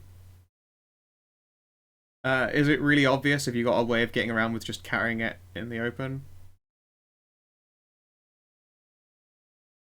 How very road warrior of you. It's like a sheath in the leather jacket. Okay, so I mean, like She's got the long hair. Yeah, alright. So it's not at a glance obvious, but you would be pretty fucking immediately found out in a pat down situation. It's not a great sword or anything. But still, regardless, it is a sword. And if she gets questioned, she says it's for cosplay purposes. That is the best response, it's true. Because you were explicitly looking for them, you're probably going to notice them first. Everyone else is welcome to give me a wits composure roll. So this mall is like open during the night? Yes, it's like a 3-story mall and it's got an attached car park.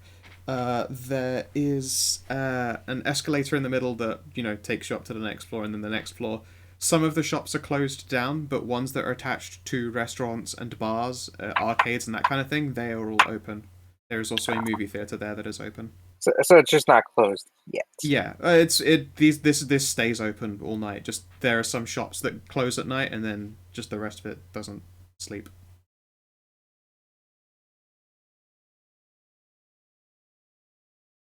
Okay, and Dante, what's composure? Sure thing. I'll give you a +1 because your sense of smell is ridiculous, redonkables, even more so than the other two.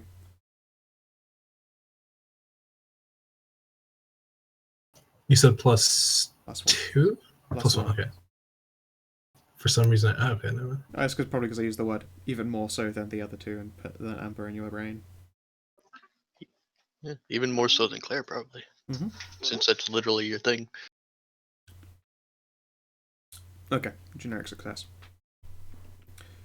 So, who would you say is facing the door? Because you're going to be the first out of your group of 3 to see Kara. She's already noticed you and is... I don't know, do you make a beeline towards them? Spot them and kind of walk over. Not threateningly, but casually walk over. Okay, sure. Indeed, I will now. I will settle back and leave this in your capable hands. Role play away, my darlings. Dance, my puppets. Dance. Dance, my little flesh puppets. It's very Gollum-y. Yes. Yes. I. Ready. I cannot do that voice for very long now. No, that... I used to. And then I started practicing my voice and I can't do it anymore. Yeah, no. I can do it, but my warm-up for doing voices like that involves doing a death metal roar. And then I can. No problem at all. Anyway, go ahead. Walking over. All right. That what's composure just to notice someone coming, right? Correct. And it's whoever out of the three of you is facing like the entryways to this mall is the first one to see her. You're all sat at like a little cafe thing. She's blonde, buxom, and possibly armed. Hmm. Hang on. Let me pull up.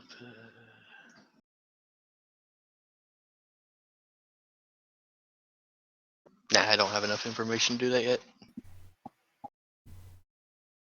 So, yeah, Claire wouldn't have been facing the door, by the way. She's just gonna sit down.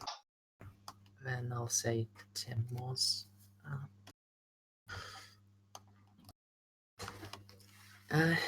He'll lock eyes with each of you and then flick them in the direction of Kara as she is approaching.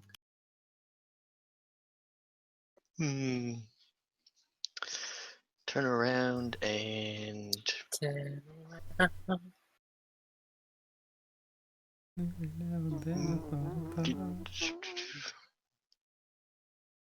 and the thing for that is with sympathy. Okay.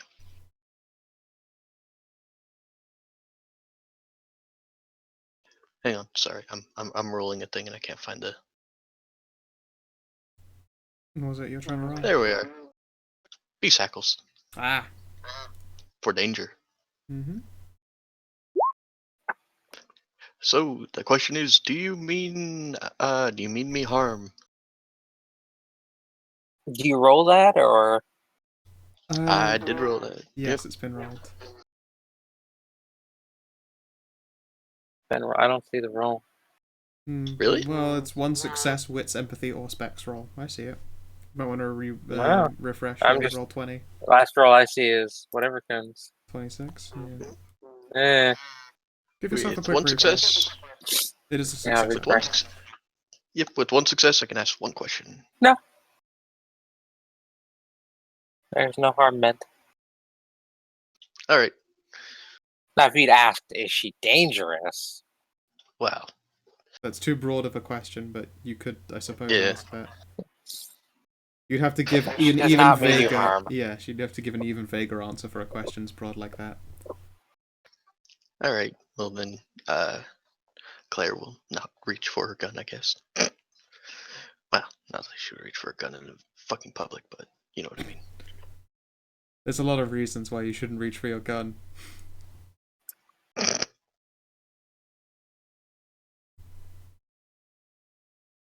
Alright. Does whatever Nobody gun- else doing anything. Kara will just pop on over. Are you guys sitting at a table, or? You're sitting at a table, and I fry squinted at you, so. At least I'm pretty sure that's what we were told. We're sitting at a table, right? At a cafe somewhere? Yes, Food court. essentially. She'll walk over, look at you all, sniff the air. Sure smells like Kindred to you. God, it smells like death in here. Who died?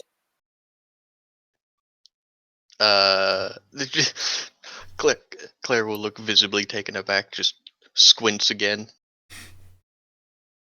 Dante sniffs silently, not really commenting on any of the statements. Yep. Let's see. Someone here. with power of smell to rival Dante's. It's true. Yeah, I mean, this person smells like dog to you. Wow, that's a lot of questions I can ask. What did you just roll then? That's uncanny perception, because she walked over, started sniffing, and then said we smelled like death. Okay. So- So you're doing an uncanny perception test with 5 successes. Is this person a supernatural creature? And if I have seen what kind it is before, what is it? It is a supernatural creature. You have seen this kind before. It is a werewolf. Can Dante see if he detects the werewolf as well? You I'd smell. assume You he's- smell dog. You've probably not come across a werewolf before. I don't smell. Oh, I guess he does have super Yeah, literally, his nose is on par with All yours. I'll allow. Can we help you, werewolf? Well, that remains to be seen. The name's Kara. Nice to meet you. She will grab a chair, flip it around, and straddle it. Charmed.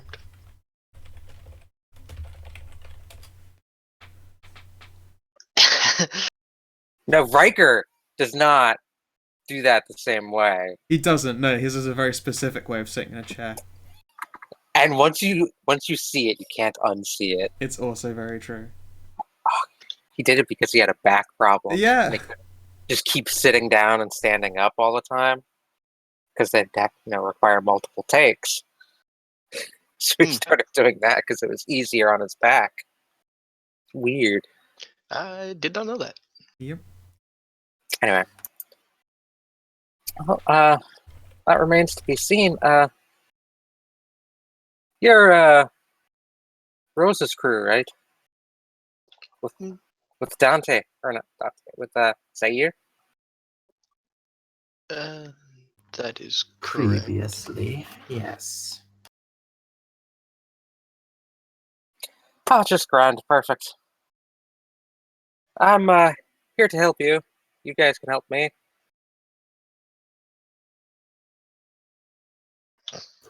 What you helping with exactly? The little owl problem. And how, pray tell, can you help with that? Well, it depends on what exactly the problem is. The spirits just directed me here. You guys said you guys were at the center of it all. But I assume you've noticed the weird owls. Oh, very much so. Owls don't like the city very much. It's not very common to see them in the city. It's setting the Hyseal a buzz. Paranoia, fear. It's all over the place. Haven't you been able to sense it? What do I roll to evaluate what she said? That also depends on Lily. Since it's her talking directly, she can recommend the skills that you would use to roll against her. That makes sense. Technically, she's speaking the truth. Occult? Something?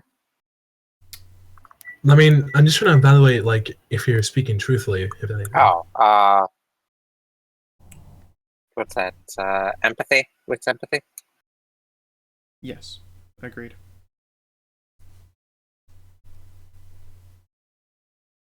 No one ever lets me use intelligence. Intelligence is for learning and application of knowledge. The other stuff is for using information on the fly. You've no fucking idea, dude. The most trustworthy board. You know you don't want to play poker with her.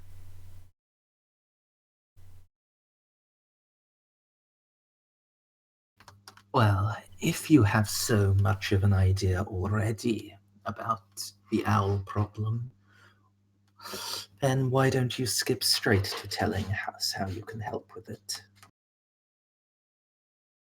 Well, I don't have much of an idea. I know that there's owls going crazy, but it's not spirit. Believe me, I've checked. There's nothing in the Hyseal that's doing this. It's just causing a great deal of confusion. Claire, would you mind?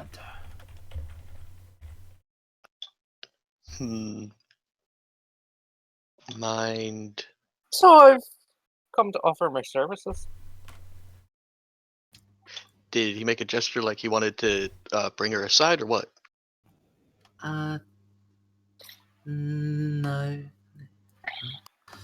Mind explaining what is wrong with the mundane owls? So openly. I see we trust the werewolves more than I thought. Very well.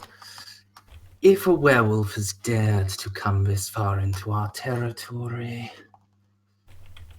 we owe them some measure of trust for their audacity. It is the same Excuse me, your olive branch territory. they extended towards us.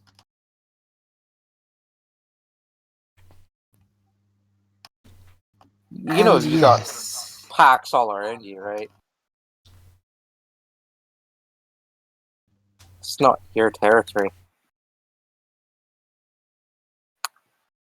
Hmm, Not exclusively, anyway.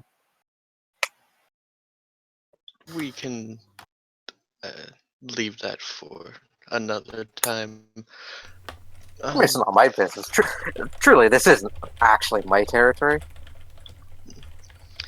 They are called Strix, and Yeah, strictly I know they're called owls. and strictly speaking, no one knows exactly what they are. Perhaps not even them. We simply know that they are creatures made of shadow, and they are dangerous to the living and the dead alike, and seem to have a particular hatred for our kind. Our kind, and she'll wave her hand at the rest of the party.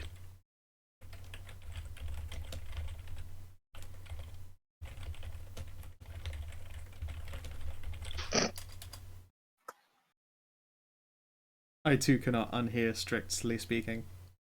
Yeah, I wanted to say it, but Yeah, your character's trying too hard to be cool, like, oh, let the pun go, woman! I would have said it, but Hamza's Hamza. Yep. these shadow things, you call them owls. Yes, birds of dis, strix, owls. That's They what seemed. Strix means. Means owl. I don't even know if Claire would have known that. Probably. I didn't know that. Stray didn't know that, anyways. Yeah, I imagine Claire would. That's why they're called the Owls, is because they used to be called the Strix, because everyone spoke that language instead of English. Oh, there we go. They possess the corpses of the dead.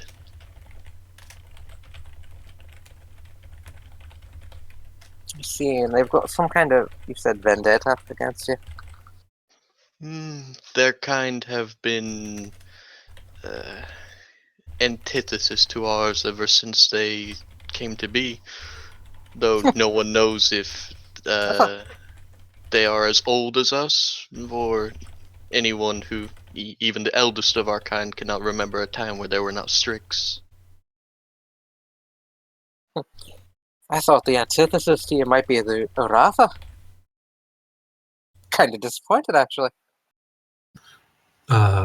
Rada? Uratha. Hamza looks confused. Sorry. I'm used to talking with my own people. The werewolves.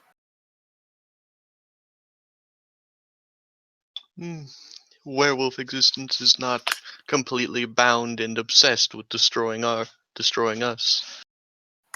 Depends on who you'd ask, but no, not generally. While every single Strix is consumed with an all-encompassing hatred for our kind. Yes, there have been an unusual influx of owls who they even managed to kill one of us.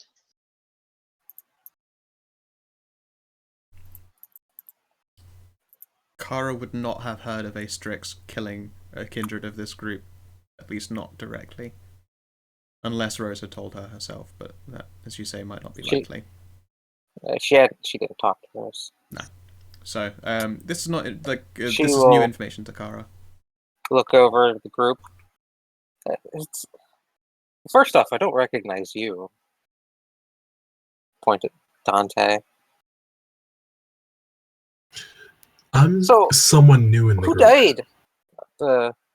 Did Rose killed Rose? Or the other one? Zaire perished in battle.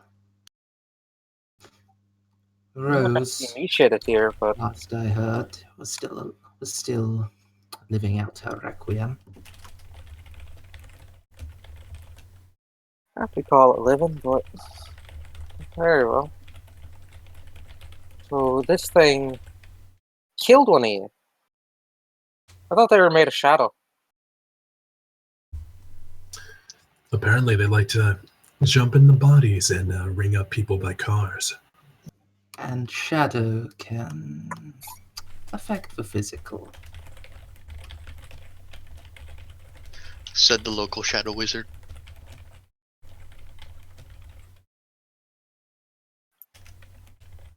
Ah, so they're like hosts. Spirit clan. Interesting. Well, I can definitely help you. I've slain many Oslu, Beshalu.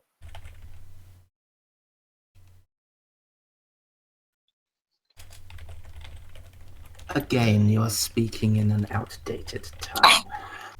Sorry.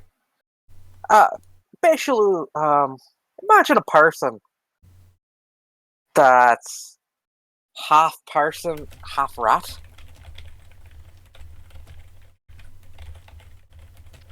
And then we played Vermintide. And then when you kill them, they turn into like a swarm of rats. Lovely. See, I suppose I can tell you. You've told me about your strix or whatever. Sometimes spirits like to come into our world and they take over a body, like you've mentioned. Possess it. And sometimes they go a bit too far and they kind of merge together. That's when you get one of these hosts. It sounds very similar to what you're experiencing. So I could definitely help you. And why would you want to help those of our kind? Well, it's my city, first of all. And like I said, the seal is going crazy. Sorry, the spirit world. It's going crazy. Owl spirits are in a tizzy. My own totem is quite agitated. Something's going on. Something is influencing the owls, even spirits of owls. We have noticed that even mundane owls have been congregating where they have not been seen before. That ain't normal. Owls don't like cities. There's nothing. We can't really hunt in here.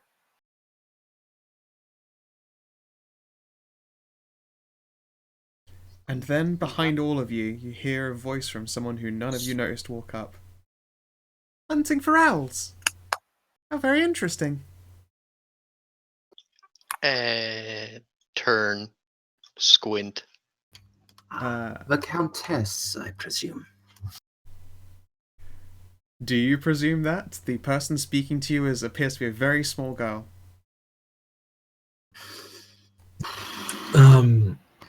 Actually, Yes, I might be able to I do smell so blood presume. potency.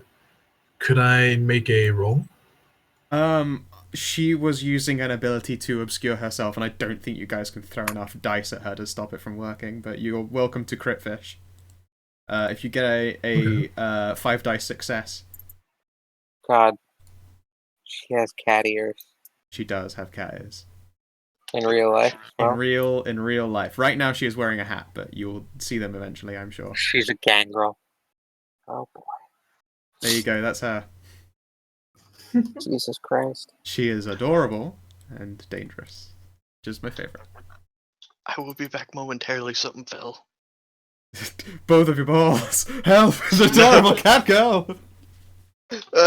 No, but I done spilled and it's gonna stay in the carpet. Don't. How about we all take a quick drink break because I've finished what I've got here. And we'll be back in a moment. Okay. I could use a piss break. Absolutely. Alright, cool. 5-minute break. No. And for your stream, I'll put on some more music again.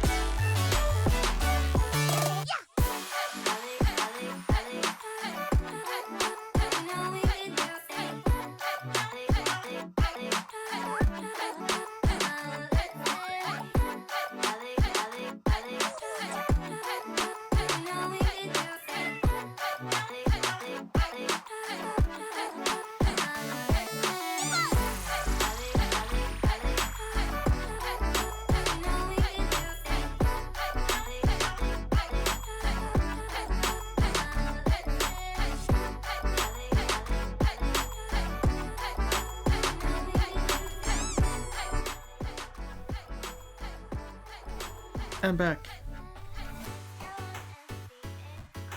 I'm kind of sad that Rose is never coming back, because one of the things that I really wanted to do, but I was just trying to suppress the urge, was Claire to ask her to help her break into her sister's apartment so she can do that thing where she waits in the dark. Yeah, no, it's not like Till the Rose light is turns never on. never coming back. She's just got a plan B to go She's do. gone. Nah, she's gone forever. She's gonna go like. I mean, we rob just gotta do some- Rose Quest. Yeah, Rose Quest. Would you like to announce the details of Rose Quest, or leave it as a mild surprise? Coming soon, Rose Quest. Rose has gone missing, and it's up to one team to bring her back. I mean, to be fair, she's only been, missing for like a day. It's not that unusual. Yeah, that's why I made Maybe a after. character in between. Yeah. But then, then it's just like, oh wait, oh no, now she's been eaten by Strix, and we gotta find her. Because she did say that she actually did meet Madame Hoots, and then like as soon as she said that, then she went offline. Yep. No, Rose went for very good reasons. Very excited about Rose Quest. Very excited to be a part of the madness. Coming soon, Rose Quest, as GM'd by Third. That's right. Oh really? Yep. Wow, that's pretty cool. Mm. And then we find her, and it turns out she didn't want to be found, and kills us all. And Dante gets like 18 beats. Yeah, because the rest of the party's dead. I'm like, I guess I just give you all this experience. I'll just give him raw experience points per dead player at this rate.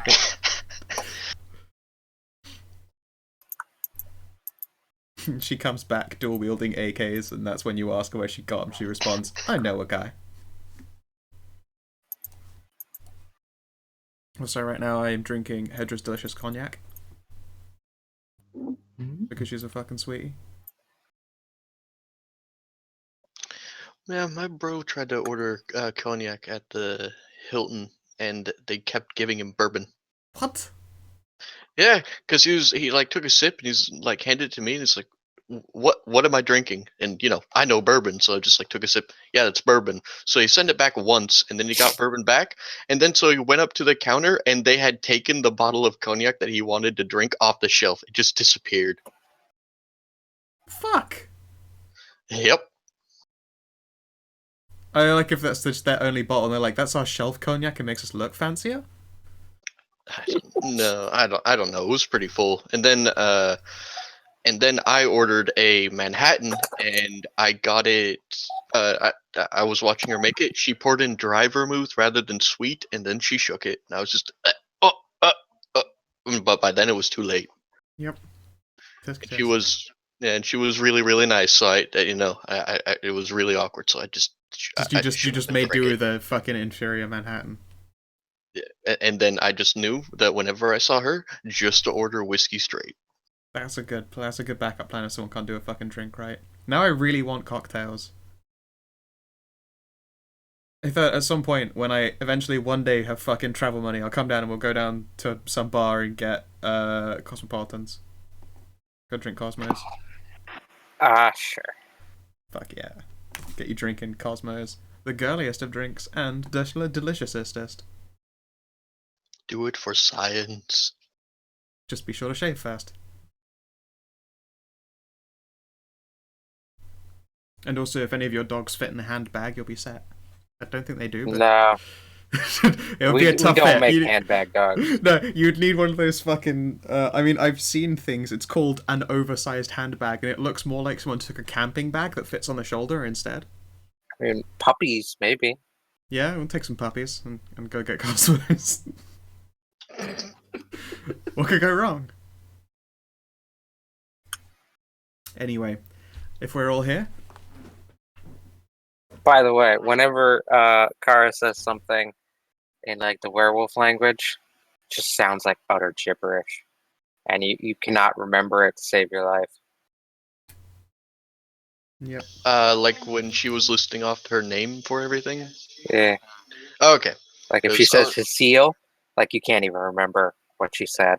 like I was trying to think maybe I should make an into cult to try to figure out what she's doing, but then I was like, nah, this is probably crazy werewolf stuff that a vampire wouldn't know. You could do an intercult with bigger negatives, and all I would be able to tell you is, you know that she's using werewolf words, so you can't fucking remember them.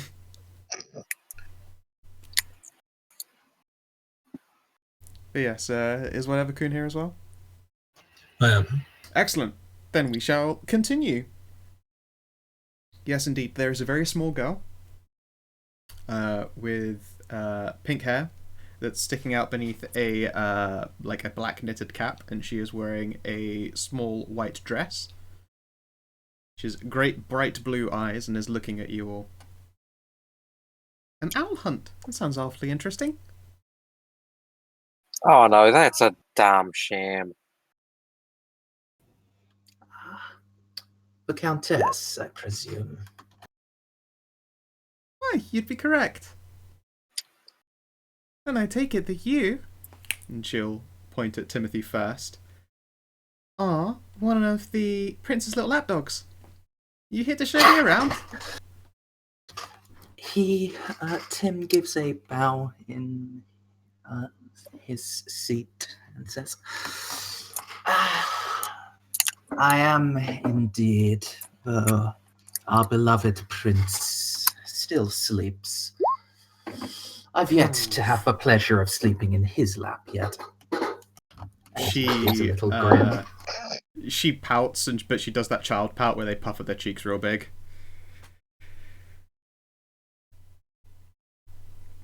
That's annoying. I was told that might be the case, but I'd kind of hoped that was just a little bit of a lie. It's been so long since I've seen him. In fact, I'm not sure how long it's been since I've seen him. But of course, that's rude. You already know who I am. But to the rest of you, my name is Countess Avelina. And she'll do a quaint little bow. Kara, would you like to try and do some kind of check to figure out what the fuck you're looking at? You can smell that it's a kindred as well, but there is something very strange about her. Like, super fucking strange. I'm gonna sack an essence, Okay. and I'm gonna use Know Thy Prey. Okay. Would you please describe the effects of Know Thy Prey?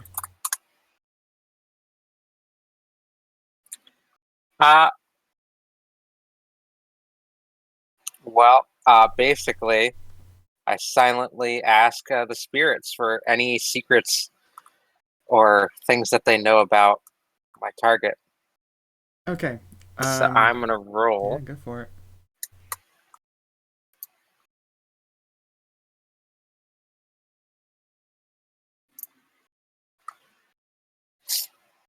Okay. So I immediately know every name that the prey is known by, as long as someone else other than the prey knows it.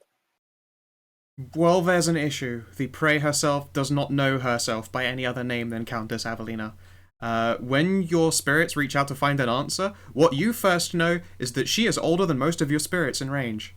In fact, I would assume actually all of them. She's thousands of years old. And As you're in our a city. spirits. With spirits are, but you're also in a city, so like younger, quote unquote, younger spirits would be the ones that accumulate around here. If you asked and you were in the middle of like your hunting grounds, you know, like right near the lodges, then you would have more information because spirits there would be wiser, I suppose is the best way to put it. Be more exposed.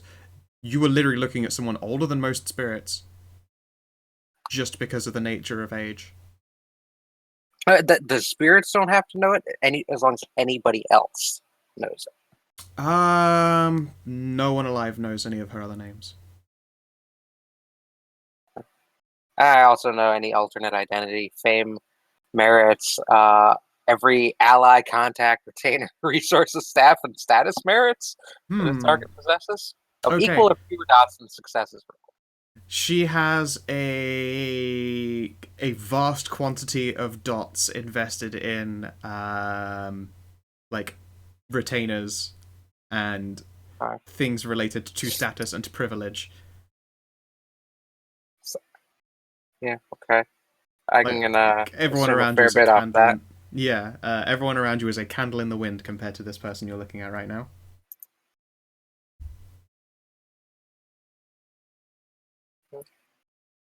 So the only name I know that she goes by is Countess Evelyn. Afraid so. And something tells you she's not even sure she knew her name. She's been told her name. Interesting. Okay. Yeah, she predates the Invictus Covenant.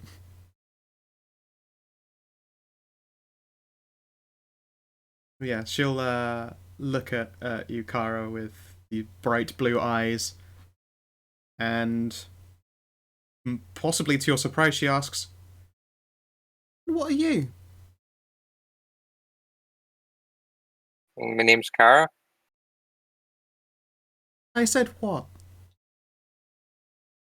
But also nice to meet you, Kara. Werewolf? Oh, she snaps her fingers. Right. Okay. Right, I'll have to remember that smell. Okay. And she seems to make a little mental note to herself. My apologies. You see, I've been asleep for a very, very, very long time, and I don't remember most stuff. She'll look to the rest of the kindred. Is this werewolf bothering you, or is she a friend? A ally, Acquaintance. apparently. Oh, that's fine then. Wishes to go hunting owls with us. She settles back on her feet, bounces on the balls of her heels a little bit, still looking exceptionally childlike. Well, now, that's interesting. When were the owls around here? Well, I suppose probably recently. Goodness knows they're very impatient as well. She'll tap a finger to her chin again. The motion itself is very, old person habity, but you're looking at a child, essentially.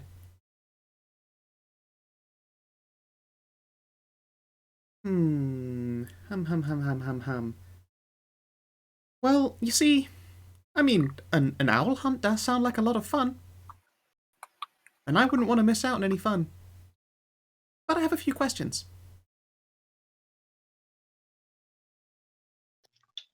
Continue, Elder. I intended to anyway, but great. However, one moment, of course. And everyone around you just noticed that she initiates the blush of life, looking plump and delightful and wonderful and all that stuff. And she will pull over a chair, and someone is already walking over from the cafe counter and bringing a cup to her, and then he'll nod and bow and wander off, which was strange to say the least. And it appears to be coffee, and she'll look into it and take a sniff.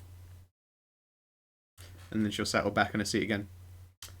What is this? Coffee, your ladyship. Hamza sniffs silently, and mutters, "I could probably make better." There is a minute wriggle underneath her hat, and she'll look at you, Hamza, and go, "You can make better." I could definitely make better. It's coffee from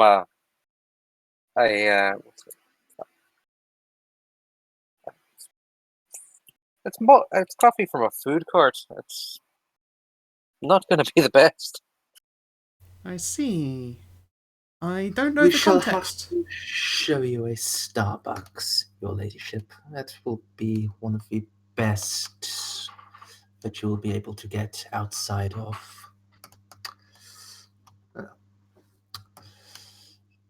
private coffee makers. Well, fair enough. She will take a sniff again from the cup and take a mouthful. Very interesting. I've tasted something like this before. She doesn't elaborate on that and places the cup back down again. Coffee's been around for a long time. Nah, probably went by another name. It's Coffee? very strange.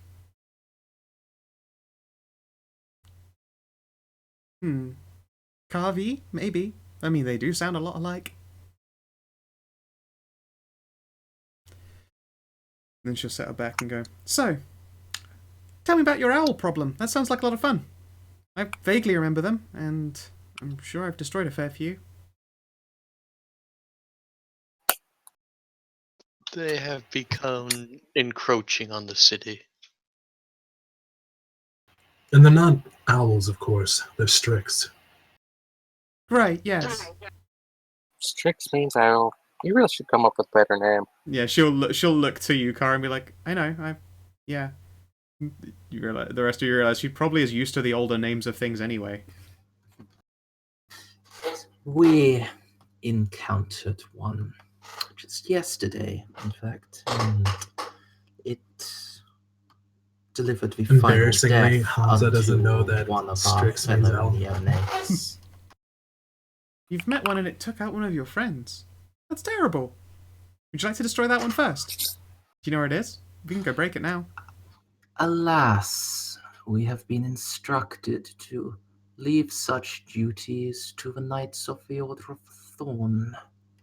Pshaw, I'm older than those Thornlings. We can go crush them anytime. Hamza gestures No, at empty that- air. I could no, probably that- sniff it out easily. That if it doesn't has make the any same sense. body. Spirits brought me to you guys. And take me to the whatever Knights of the Thorn. Yeah, you have it. See? Obviously. How are the spirits doing these days? It's been a while. I have to do a ritual if I ever want to say hi to them, and that's way too much effort. It's alright. It's normal. You've probably got new spirits that you've never seen before. Delightful. I mean, I don't remember the old spirits, honestly, so, I mean, it would be interesting either way. Spirits of technology. Yes, technology. I was wondering, what on earth is this? And she'll, like, reach into, like, a little kitten purse that she's gotten over her shoulder, like a little Hello Kitty thing. And she pulls out a phone. I was given this, and I have not the faintest clue what this does, or how to use it. It allows rapid communication across a remarkable distance. I believe that particular model, assuming it does not,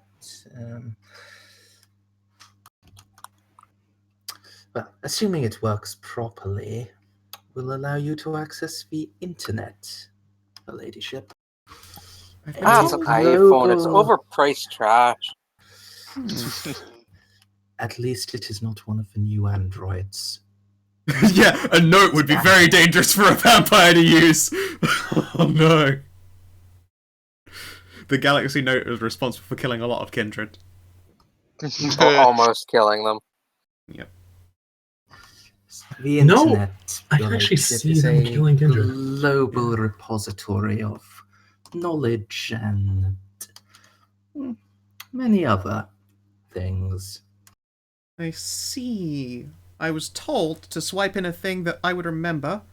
And she, like, places it, like, awkwardly down on the table as though it were maybe, like, some kind of paper that she could write onto. Like, she doesn't hold it in her hands, but she places it down in order to press the screen. And it comes to life. And there's, like, for the minutest glitter of wonderment in her eyes for, like, just a slim second as she's looking down at it. And then it shows, like, you know, when you swipe a pattern into the front of the screen in order to unlock it.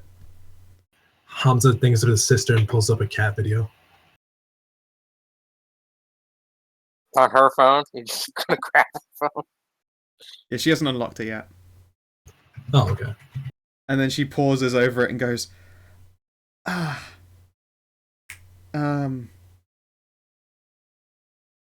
it. Do you not remember it? Of course you there. And she'll point at Claire. What was the third symbol in the, and then she rattles off an incantation. Okay. Do an occult test. Just raw occult? Intelligence occult, sorry. Okay. What?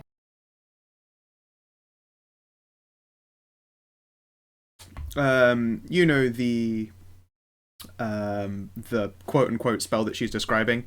It's just a simple warding thing, and you know the pattern of it. It's like the third inscription of this warding. And then she seems to notice some measure of realization in your eyes, and she will turn the phone awkwardly around to you to swipe it in. I'll lean over and do so. Oh, very good. And she'll turn it slowly back around to herself again. You might want to actually remember it, though. Oh, I remember it. It's just interesting to see if the young ones still know how to do stuff. Fair enough. Indeed, then she'll just like digs a fingernail into the table and just starts scribing out an incantation onto it. So you have their repository for almost all human knowledge. I would recommend Angry Birds. Aren't we Hamza supposed to be cringes. trying to kill angry birds?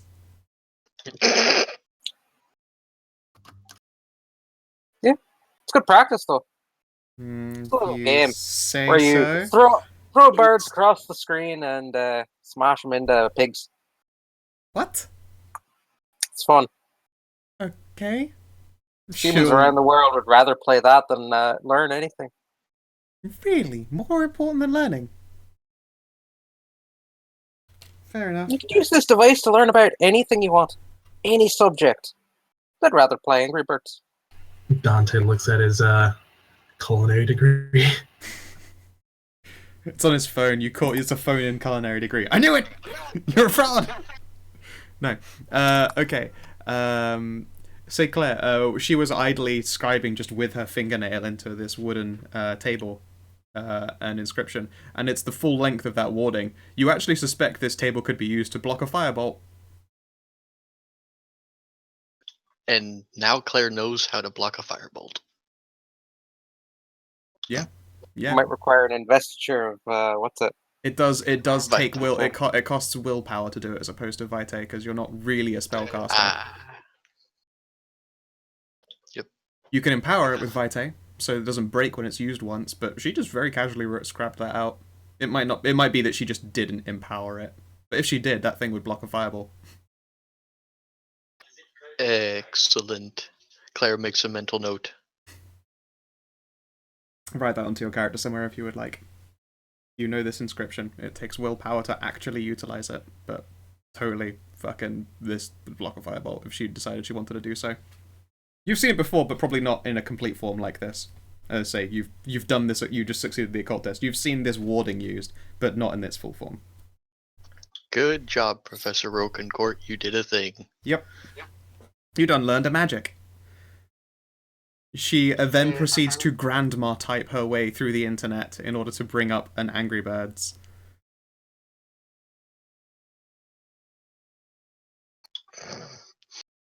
And then They gave her a copy that was already preloaded with it. Well, she was given an iPhone. I don't know if they start with that shit. Angry Birds you can't buy anymore. You have There's to other buy- versions. Yeah, there's just the knockoff versions that people made. Wait, guys, remember, Stray, you're thinking it's of not Flappy Bird. You 2016. can still buy Yeah. Angry Birds. Oh no, yeah, I'm thinking of Flappy Birds. Never mind. Yeah, Yeah. Angry Birds. Never mind. I'm not gonna direct her toward Flappy Bird. God, Uh, yeah. She I never would played the game. smash like every fucking phone. Yeah, no, she would tap on it, and then she'd tap on it, and then she'd fail. She'd be like, that's strange. Tap, tap, tap. And then Fail. Strange. smash And it. then tap on it so hard her finger penetrates it and the table. Yeah, okay. So then she has now apparently busied herself with her phone. She goes, carry on with your conversation. I'm going to investigate this further. Heck, gonna investigate why I'm so angry at these pigs.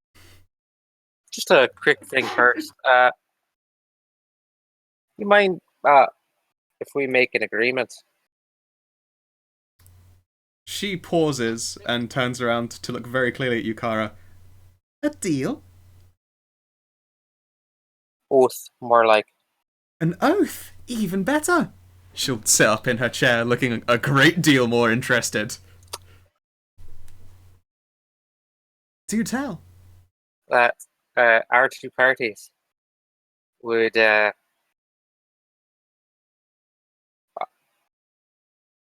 agree to help one another and not turn on each other, at least until this strict, situation's over. She'll like rock a little bit in her chair and ponder. Well, I did hear that backstabbing used to be part of the game, but you know what? This is far more interesting right now. Absolutely, sure. Oath away. And she will jab her thumb into one of her teeth, piercing the flesh. And she'll Tell you what, anyone who knows any kind of like just old historic lore and that kind of shit, you're welcome to use an intelligence check for whatever the fuck she's doing right now and leverage whichever skill you'd like. Into academics or into cult? Academics. Good, I have more dots than that. Yep. I have no idea. God damn it! Okay. In occult, you say? Academics is it. You can try and crit fish with occult because it probably happens in occult stuff, but what she's doing is a very old rite as opposed to anything magical in nature. Hang on, I gotta ask Ooh, something. right, sir. That's generally the thing of occult. Well, she's making an oath so much as she's not doing magic. Occult I can't doesn't think of. have I to can't. be real magic. It's just like I lore. suppose. You know what? I'll let you do an occult then. That's fine. Likewise, Timothy, if you want to re-roll that, and Claire, you can do occult checks instead.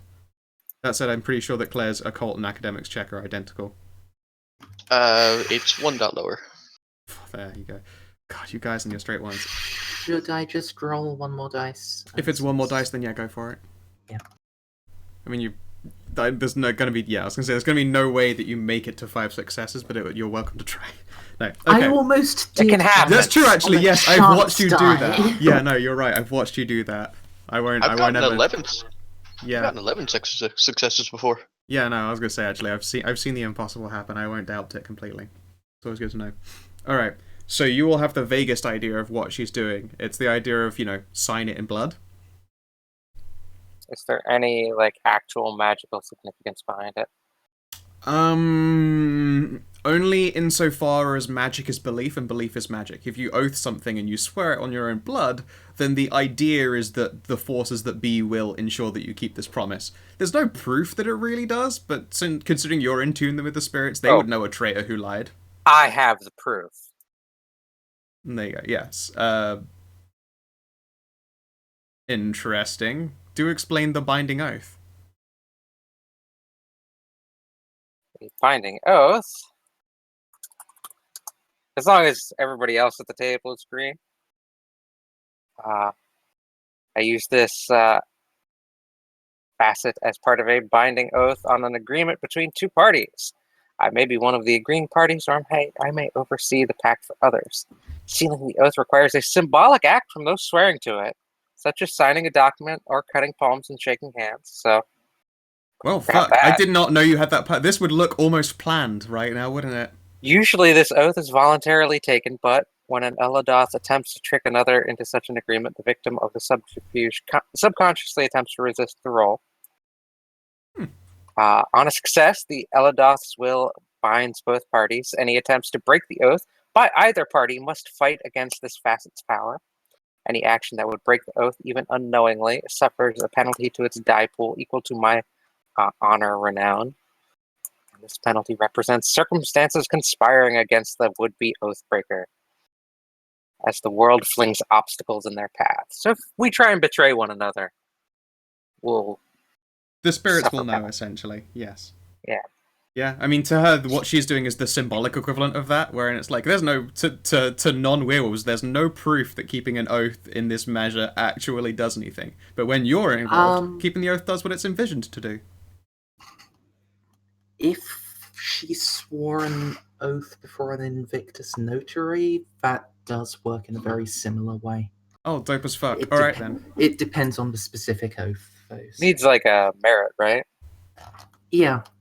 You need a merit for the oath, and the notary needs the actual notary merit. Invictus gets some neat merits. They do indeed. So do the Carthians. How very refreshing to see people willing to put aside tertiary goals for a more immediate one. I just found it interesting, and there is no point not keeping an oath if you intend to keep it. So I'm happy to do some swearing and oathing. She shrugs very matter-of-factedly, and now she has drawn her blood. All of you guys at the table can smell it. It's like blood to the power of 3. There's something very, very potent in the air, like almost alive in the air right now when she's done that, especially since she used the blush when she did so her thumb did bleed freely. So it probably smells great to you guys. To you, it's like to you, it's probably not the most pleasant thing, but it is just also potent. You might have walked into like a fucking charnel house. Yeah, it smells like very potent rot. Yep, and she'll suck her thumb, and the wound is gone. Likewise, werewolf healing will take over. Yep. Immediately close up. Excellent. There you go. As a side effect, if any of you have potent noses, you'll be able to track the other. Whether that was on purpose or not, it's hard to say, but you would have no difficulty noticing where the other person has gone if you ever try to find them. Acute senses does give me that in a limited capacity, I think. Yeah, your acute senses are just shy of Dante's super nose, and Dante's super nose is about equal to Kara's Bork nose. I mean, Timothy can smell like blood types and shit, so I mean, it's still obvious, even to him, like, not a fucking problem at all in the world noticing this. It's just that you could not bloodhound them like the others could. Yeah. Okay. So, where do we start? Well, I'll let you do your talky talk. I'm going to experience these angry birds. And try more things. And she'll snap her fingers Dante again. pauses for a moment, thinking, like, and just asks a strange question. He's going to go ahead and ask if he can get a drop of blood from her for no reason.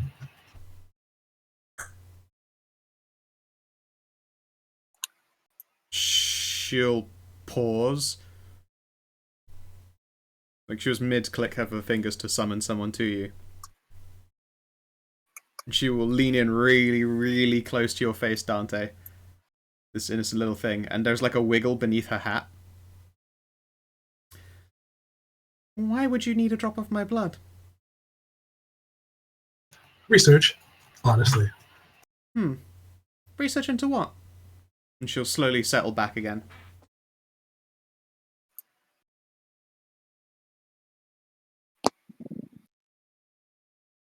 Are you familiar with the Ghoulican?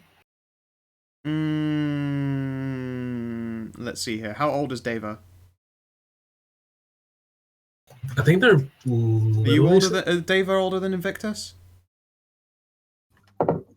Deva's That's a not a fair clan. question, Scout. Yeah. Oh. Deva Nosferatu, Gangrel, Sorry, yes. and what's the other one? Maquette? Maquette, Are sorry, yes. the oldest Right. clan. Yes, sorry, my brain failed me. I'm deep into Hedra's delicious cognac. Right, Ghoulican. How old's the Ghoulican bloodline then? I think that it's Egyptian. They're really old, actually. Like, unlike They had their own renaissance, died out, came back and died out. If they've been around long enough to die out twice, they're probably old as fuck. like they have ancient stories about merchants and such. Yes. I think they're like Indian. Yeah, the India. Yeah, that makes a lot of Oh sense. no, not Indian, Middle Eastern actually. India is in the Middle East. Kind of. No, Asia. I considered Asia straight up. Okay. Depends. Sort of. I love that when people go Indians aren't Asian, and you're just going, oh, look at a fucking map, please. The Indians are. Indians are Asian at the very least, but you're right. Middle Eastern, I suppose, is a bit of a stretch. There are portions that are Indian. Never mind. Anyway, all right. She pauses and goes, "It rings a bell, but I don't remember much."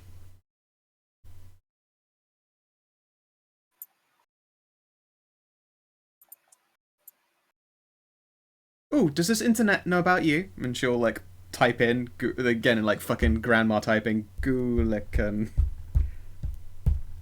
Enter. Nope, no idea. What's a Ghoulican then? Hamza looks somewhat disappointed. They're one of the races from Pakistan. My clan arose from there. They are one that associates with manipulating blood and producing extravagant scent, putting it simply. Alright. 1 drop. But if you do anything strange with it, I will make you suffer the most horrible, horrible experience that will make you wish for the final death. How about beg this? to me for it. I have no reason to harm you when I do this. I simply wanted to research. It's always worth making sure, because whenever someone wants to research anything about an elder, fairly sure that bad things happen. But anyway, yeah, no, that's fine. Just, don't mess with me. And she will ask if you've got anything to store her blood in. Hamza carries vials. Sweet. She will slip one up, bite her lip, press a lip against it, and then hand you the vial. It's like healed over before there's even a blink.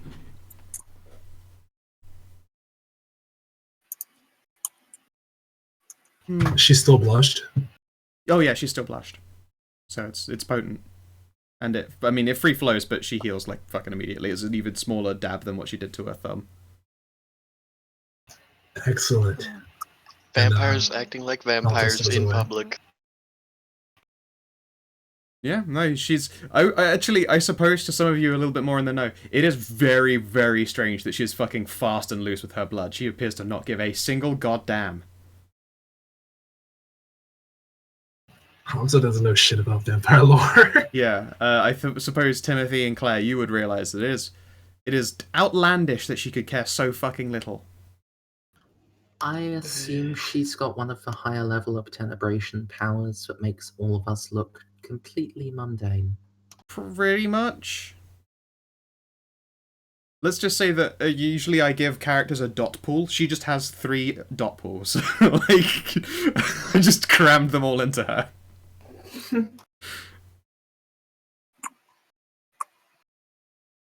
But it's fun because tenebration. She's Kaibi? I thought she was like a gangrel. Obfuscate. Sorry. Obfuscation, sorry. Yeah. I still like how Hamza is just fulfilling these weird powers. objectives. They both start with the same thing. I get confused. Yep. And part of the obelisk bloodline. He's a mason. Look out. I mean, one of your disciplines is just obfuscating behind the other. God damn it. I nearly spat very expensive drink on myself. I could have wasted £5 in a single, just spit take. Jesus Christ. Well, if I could lose 5 pounds in a single spit take, I'd be skinny by now. Heyo. Well, it's £5 sterling. You'd die if you lost 5 sterlings of weight. 5 stone. Delightful. But yeah, no, she is presumably powerful enough for this to be a fucking joke. But even then, elders do tend to hang on to their resources, as it were. It's valuable. It's very, very valuable. Hamza blinks quietly. And she listens. She can still hear you blink.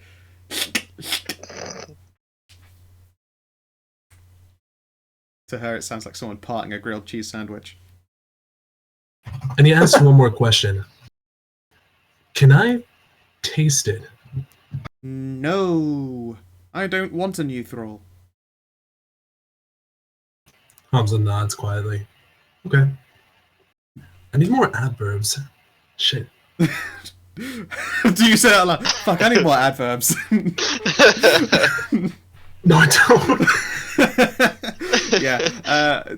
You know what? Whatever, Kun. Even Dante would know this. The blood potency is used as part of a resistance test. And sure, it has gone down since she's been in torpor for ages, but there is still at the very least a vaguely remote chance of you just in a swig being like, well, I'm addicted to this now. That's annoying. And she just does not want to deal with that kind of fucking hassle. But I have 2 protections against it. My clan and my specific tastes. Yeah, but it's still her literal suggestion that don't do that. I don't want to deal with the thrall. Yeah, the reality is you yourself would be fine, but you know that her concern is legitimate. Well, I'm not going to press about it. I'm just trying to see how much dumb luck I can milk out of the situation. But it seems to happen a lot lately. Yeah, such is the way. Let's see here. I don't see an aspiration for acquire the vitae of someone older than the Invictus, but you know, they see some stuff. Yeah, she'll snap her fingers for the person at the little food court to bring her more things, and it's a variety of drinks and different snacks. She'll. Are the rest of you blushed, or is it just Kara who and Avelina who are currently fleshy? If we have anything to do with food or anything like that, Hamza will blush immediately. Cool. What time is it? No, by this point, 24 hours would have passed, and Claire's blush would have gone away. Okay.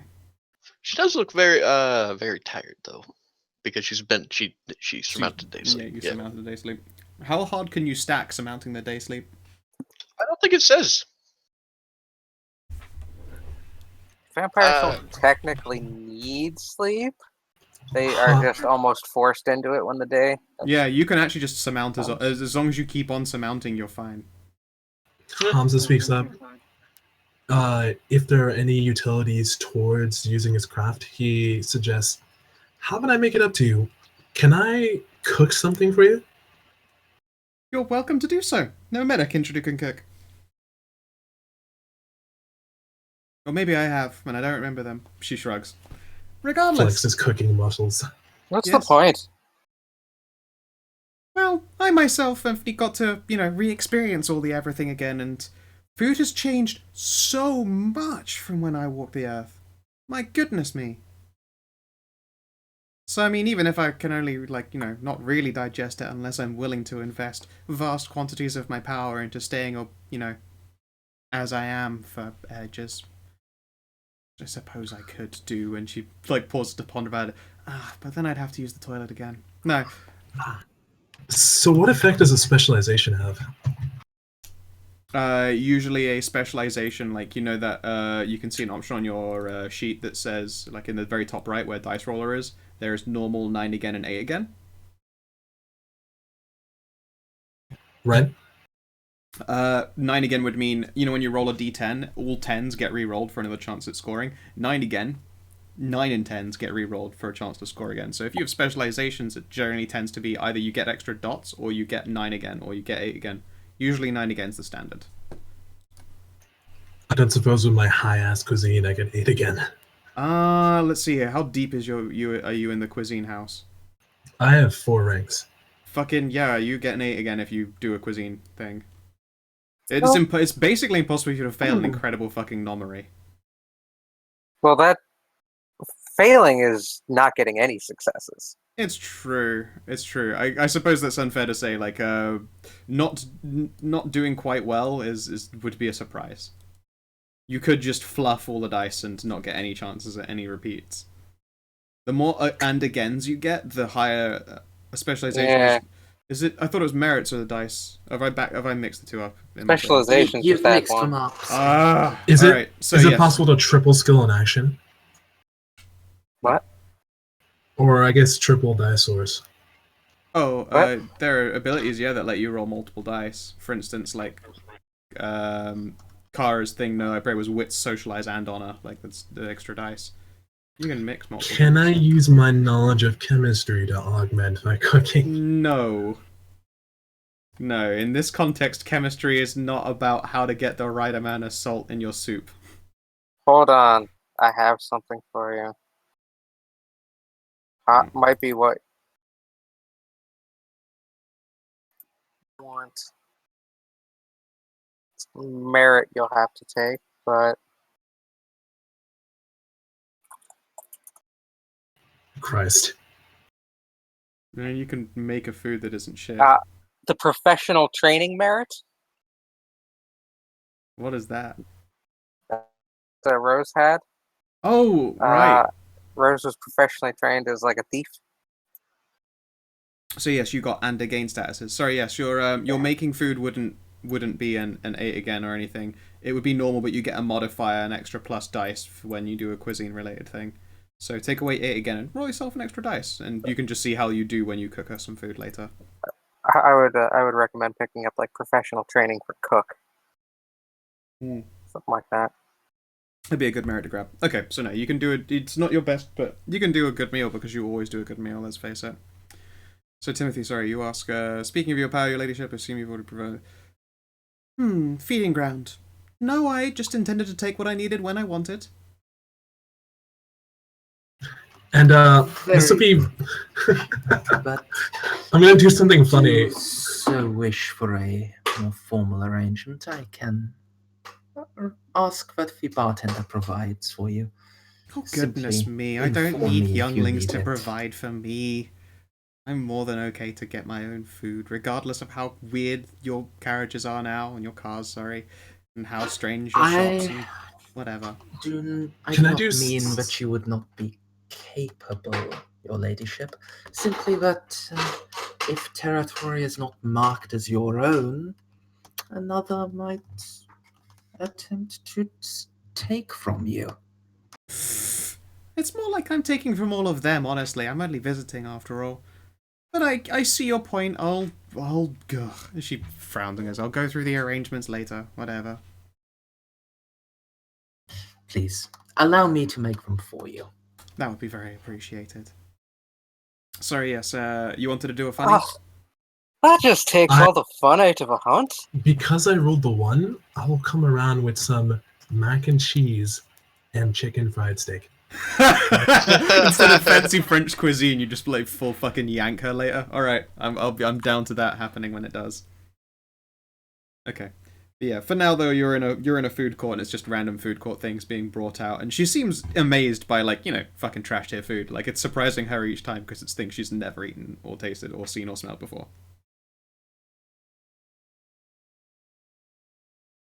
I'm trying to think of something modern that's like perfection to some people, but I can't think of anything. Fucking a Krispy Kreme donut would blow anyone's mind. Twinkies. Yeah, a fucking Not the current Twinkie. No, not a current Twinkie.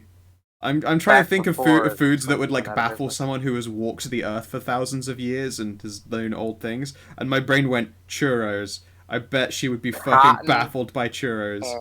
Cotton candy. Oh, you're right. No, that would also be surprising. Why is this cloud taste of sweetness? Why does it just disappear in my mouth? Where has it gone? I feel that actually, like, people from other timelines trying cotton candy is almost a trope. Like, I feel like I've seen that in movies before. A lot of times it's ice cream. I've seen a setting with vampires where a vampire ate cotton candy and called it ambrosia. Strange. You can forget Napoleon eating at the Piggly Wiggly. Yeah, it's some Bill and Ted shit right now. Okay. Oh god, that's such a lovely drink.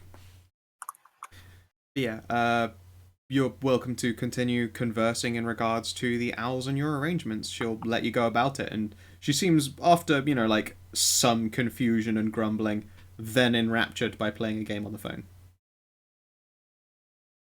You're welcome, Chris. How old are cookies? Cookies are old. Oh, yeah, that's a very, very old concept. Probably not in the way that they're produced now, but actual, like, just making a cookie. Pretty old. Actually, a better question is, when was the last time she woke up? Cookies would be pretty young. Alright, let's find out. The first chocolate chip cookie was 1937. But cookies in general. But yes, actual created in actual Persia. Yeah, Persia in 7th 7th century AD. So yeah, she's had cookies before. Might not be as just sweet not as they are modern today. cookies. Yeah. I feel like chocolate's a very recent thing. No. Chocolate and sugar are pretty recent, at least. Chocolate didn't come to. I think chocolate's New World. Chocolate didn't come to Europe for a very long time. So.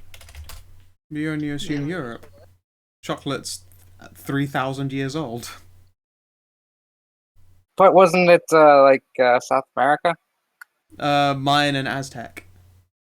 Yeah. So, yes. So it didn't come to Europe, and those. And you assume that she was in Europe this entire time. She fucked with, like... If she has the title of Countess, then that's a pretty fair assumption. Countess, she's been asleep for hundreds of years, Yeah, you're don't.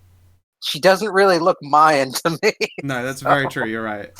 She might have been exposed to it in some manner, but you're right. She is. I suppose that originally the question was, is she older than? She's older than cookies, but not older than chocolate. But she's not tried chocolate. Just bring out like what do they call a mudslide? Blow her tiny little Triple mind. chocolate chunk. Oh It's like, God! damn it! I'm gonna have to use a blush of life. This is worth eating all of and having to deal with pooping again. Oh, hey, it comes out looking the exact same. No! It also looks like triple chocolate chunk. It's also a mudslide. No, it's bad. My headcanon, help. And you look at the poop and you're like, where the hell did that corn come from?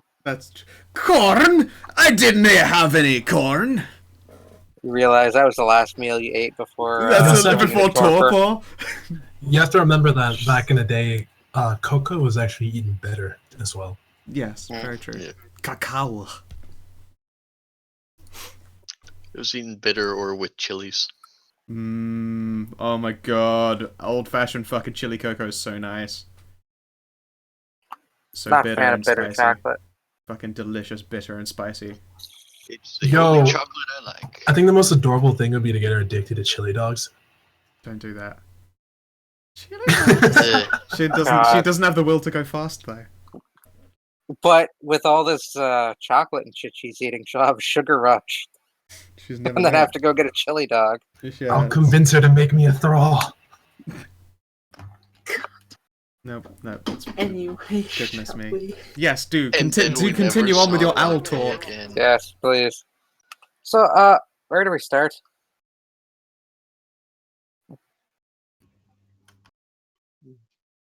First, I would prefer to research on how to at least defend ourselves against these things or harm them. I already know. Indeed, Timothy, that handout has been updated. I know. I saw. Thank you. Yay. Oh, do share with the class. It is correct that the birds of Dis are beings of shadow. Correct? Yes. If you say so. And as beings of substance, such as humans, are vulnerable to weapons of substance, so are beings of shadow vulnerable to weapons of shadow.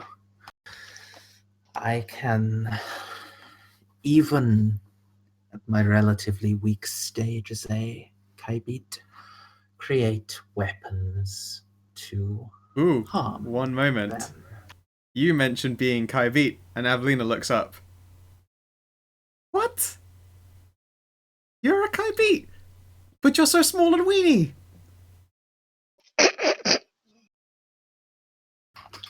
She looks like genuinely surprised. Kaibit were of my strongest, most powerful servants. Warriors against the darkness. She looks legitimately surprised at you. Like, you're a Kaibit? I am but a neonate, your ladyship. I have been of the Kindred for 5 years, and have not yet come into my full power. Many of the modern Kaibit are servants. Such creatures as the Strix are rare, though they are still found, and Oh, gosh, that's a what we shame. once were is not what we are now. Yeah. I used to have a Kaibit that lived in my shadow, ready to jump out and kill my enemies. Like, bam!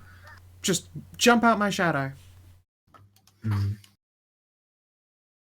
And that's if I wanted to project a shadow. They could make sure I didn't even if I didn't want to. I suspect there are still Kaibit that can do such, but I am still young. Gosh, that's so disappointing. I miss her. She was lovely. What was her name?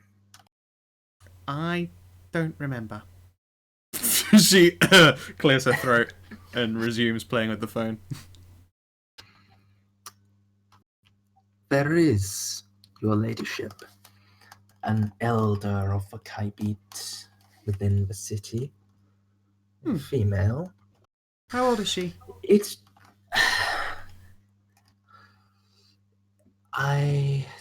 It was not polite for me to ask. Politeness. Okay, I mean, I might have to go say hi. And see if she knows her. But yeah, If no, you real, so wish real it, decent I guy. can make the introduction. Please, that'd be dandy. But yes, do carry on. I'm enjoying your little lesson. As I say, don't remember most of this myself. At this point, Scow, you can basically go ahead and show the handout. Yep. Which I have so lovingly turned to Defense Against the Dark Arts. All players, save. There you go. It's in your handout section, everyone.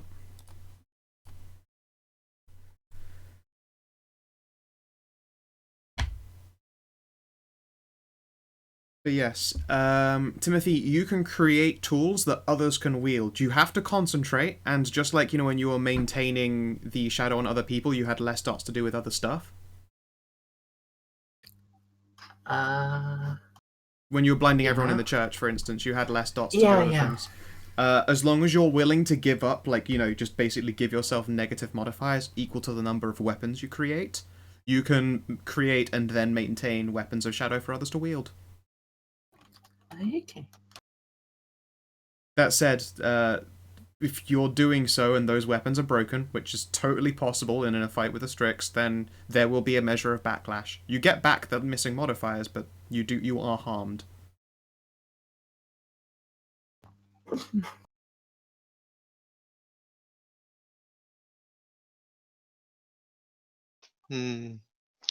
It's a pity that I do not have any dots in any kind of melee fighting whatsoever. Who's to say it has to be melee?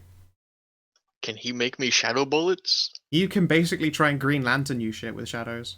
As long as he can think it and reasonably perceive it and craft it within his own imagination, then he can do it. I imagine a gun is very complex, but the concept of a thing shooting a thing is not. Like, he can't imagine in a mechanism firing whatever the fuck system. But he can imagine a thing that if you pull a trigger on it, then it shoots a thing that's also shadow.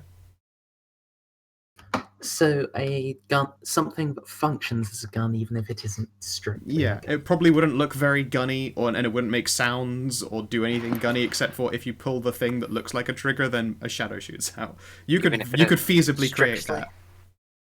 God damn it! I think Dante could help make a shadow gun. You can make shadows? Oh, no. I can help make the schematics of a shadow gun. Oh, no, he wouldn't want to. That's too complicated. He would have to then create moving parts out of shadow that are individual. Let's just put it this way. He can't make a gun, but he can make a pretend gun. He can make the finger pistol equivalent, but it still does damage. He wouldn't want to fire a gun out of shadow. That'd be weird. If these things truly are in the or actually are in the material world, I can deal with them.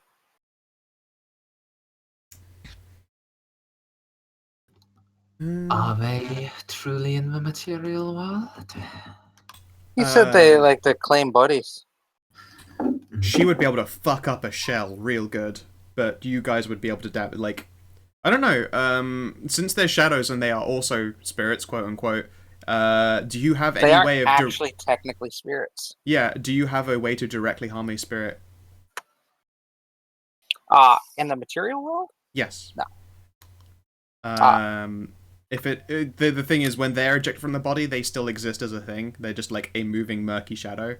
So they're in the shadow. Yeah, they are a shadow that moves around. Essentially, it is a material spirit. There's a rite I can perform. Cool. So yes, to banish them into the shadow realm. You can literally send you to the shadow realm. So yeah, there's like three immediate planes. You got the material world, and you've got the shadow, and like shadows where like ghosts and stuff live, and Strix, and then you've got the Twilight. Yeah, which is the spirit world. Yeah, the seal. Indeed. And I can go to the Twilight if I want, Sweet. So yes. but I don't know if I can get to the Shadow. I don't know. believe you can. Like, there's a reason. Like, actually, you could probably help Timothy go into the Shadow Realm. He wouldn't want to. He's a frail, very young Kai'Bit. But I can banish things from the material world into the Shadow. Yes, you could. I specifically have a right for that. Right. Okay. Tell you what, I will let you all make some joined rolls to put together a anti-Strix tactic, if you would like, because you do all have your own sets of skills relating to this. I have a very particular set of skills. I do? Okay, maybe Dante does not have directly knowledge that applies to this situation, but you do know how to fight, right? You're a fencer. Yes. So at the very least, you would be able to wield a shadow rapier.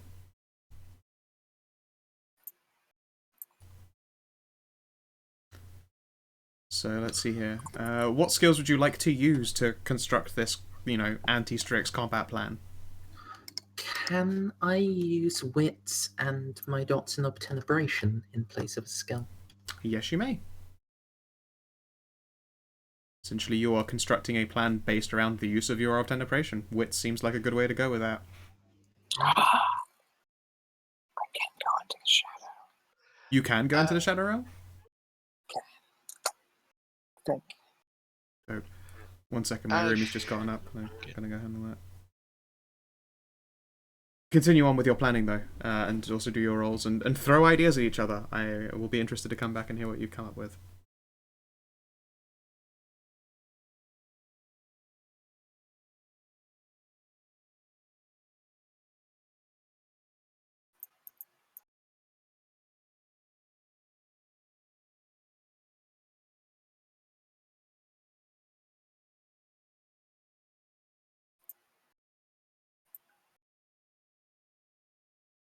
No, his seal is the Shadow.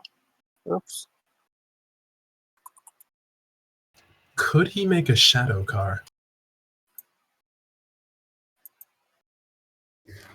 I can try. I somehow suspect I'll need a really good success.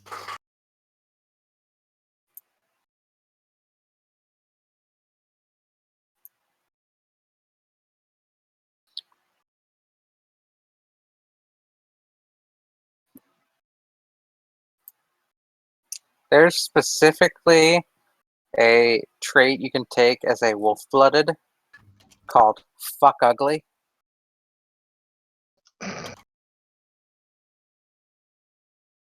Go on.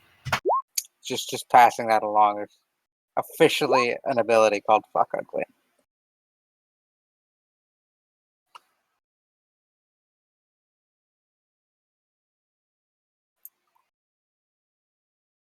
Sorry, that was very poorly worded. I've been gone at a convention for 5 days and fucking out of it. I get what you mean. And if I go into my near human form, I specifically get the ability Badass Motherfucker. Nice. There you go. Wait. We've still got chocolate.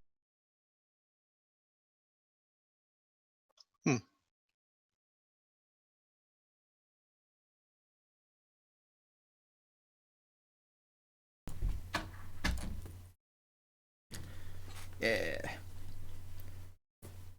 Alright. So have you come up with a delightful plan for dealing with the Strix? I was going to ask if I may use Intercult. Yes, you may.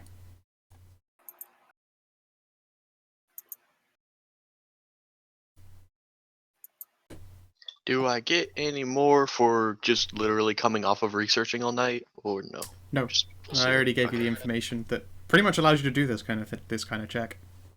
Alright. Nice. And third, would you like to do a check? Sure. You can leverage whichever skills you feel are most appropriate to this situation of anti-Strix based combat. I'm okay with occult. I do have specialization in urban spirits. I don't think that helps. I am afraid the Strix do not qualify as an urban spirit. Yeah. Could be using my knowledge of urban spirits to help me. Would you like to try and consult the spirits for guidance and assistance on this matter? Good. You can try to do so. I was like boning up on some of my World of Darkness stuff the other day. Is it this edition where werewolves have to like control spirits because spirits go a bit nuts? It's like their job because of I don't know, something about the moon mother, Yep. right? Yep. Okay. She already mentioned that she's, had to deal with various people being claimed by spirits coming into the material world. Gotcha. I have dark chocolate. Yay. Oh, I do like dark chocolate, but it generally has to be pretty bitter for me to be able to handle it. This I don't like bitter. is let's see here. What percentage cocoa? I have no fucking idea. It's bitter. By the time you come up with this plan, It is bitter does as my all food holy come hell, in? so it's somewhere in the 80s, I think.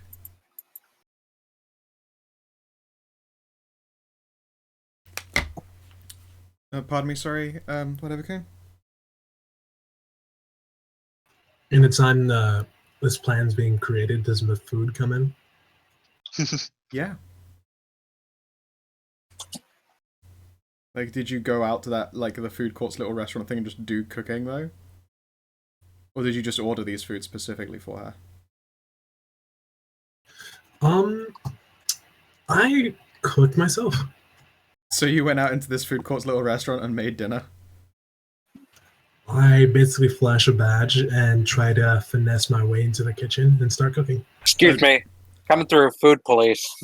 Okay, for one, when you go into this food court, like, half of the dudes there are just in a fucking daze. So it actually works. You walk in and you're just like, yeah, I'm here to cook some food, and then, like, one of them will be like, yeah, of course, you're here to cook some food, sure.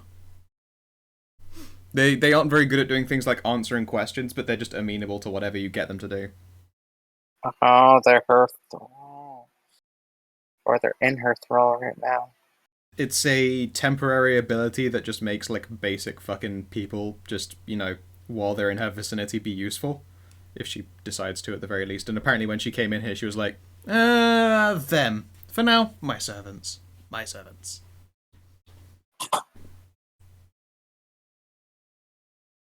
World of Darkness does have some very strange merits. Yeah, it really does. You weren't here when I passed along that there's an ability for wolf-blooded called Fuck Ugly. What?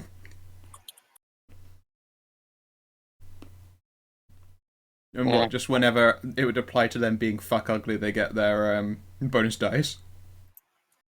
There you go.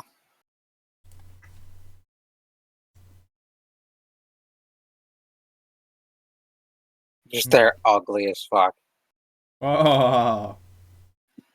Adding points to people's empathy scores to any social actions. That's so sad. Oh.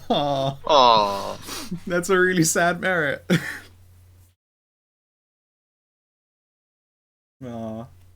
Poor fuck uglies. Poor Bork He's Bork. wearing that coat because he's fuck ugly. Okay, so.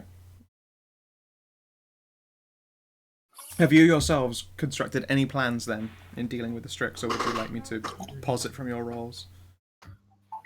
I think we were waiting for you to get back so rolls could actually be made. Okay. E. Alright then. So.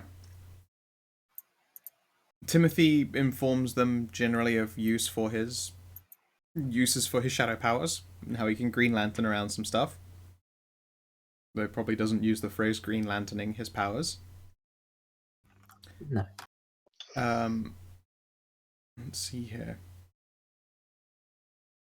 Occult's a tough one, because Claire, you do not know anything along the lines of, like, spells or wardings specifically directed at anything such as the Birds of Dis.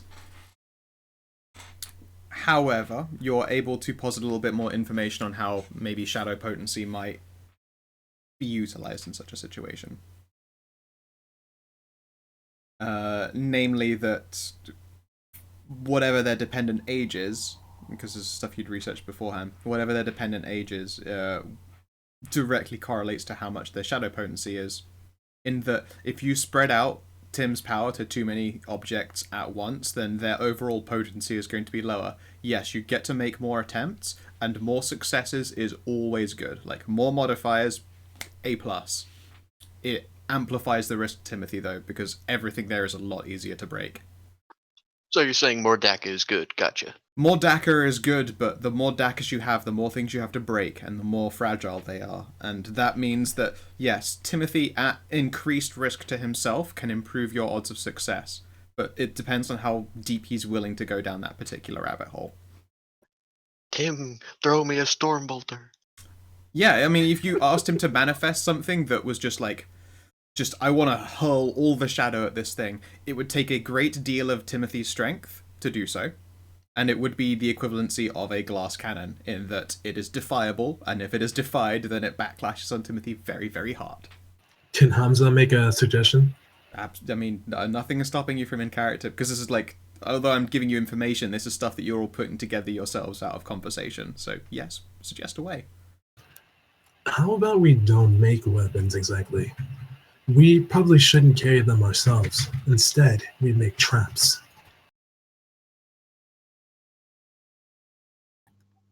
We need to make traps to lead the Strix into that can be concentrated and made into something more durable than a weapon we carry around. The idea has a lot of merit. If you could bind it down in shadows and hold it there, and it fails to break them on the first attempt, or maybe even subsequent attempts, then yes, you could pin it there. And maybe stop it from leaving the body as well. It's hard to say whether the nets of shadow, it couldn't slip through, gaps in it, for instance. But it stands to reason if it's a binding of shadow, it might work on a being of shadow. The shield! What was that noise? What?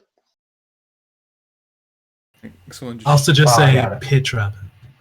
A pit trap made of shadow, or just a pit trap in general? A pit trap with spikes made of shadow. But they fly. Getting awfully convoluted. Why Yeah, don't you no. just make spikes? Yeah, okay, so yeah, a pit trap with shadow spikes at the bottom of it would work, yes. But by that point, you might as well be trying to just stab them with shadow stuff. I thought you meant along the lines of, tripwires and things like that. Netting, cages, that sort of shit. That would be totally valid. Instead of trying to harm it, just trap it there. No, yeah, trap it. The pit traps with spikes would impale their bodies and they'd be restricted in movement. Afterward, they'd stay in place and we'd be able to interact with them while they're held down. And if they're not in a body? Then that's simple. Their fragile, shadowy bodies can be destroyed by whoever has some sort of long-range weapon that will apply our shadows toward. They're made of shadow, right? Yes. Why don't we just take the shadow away from them? Burn the fuckers. A ring of fire will entrap them, and sufficient fire will destroy them outright. But Just like we would killing a have to vampire. entice them into that. Yes, they have more similarities with the Kindred than I am comfortable with.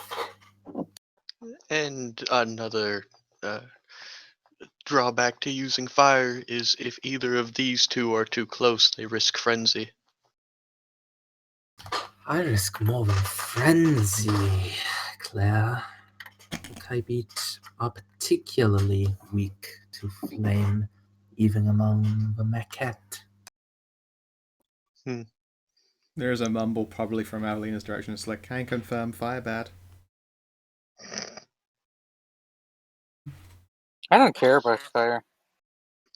So if we were to implement fire as suggested, you should be the one to do it.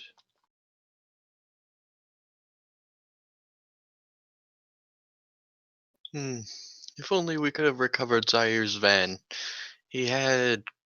I'm fairly certain that among his collection were incendiary grenades. A trap might work. Out of character, could the cleaners not get Zaire's van? I don't know. I kind of assumed that his family would take it. I'm asking Scow. Where did he leave it? It was left at the site of the Strix attack. And cleaners would have gone to collect his body at a location it would have been further away before his body broke up into bits when he died. I don't know that they went directly to that site because they were advised it was dangerous as fuck.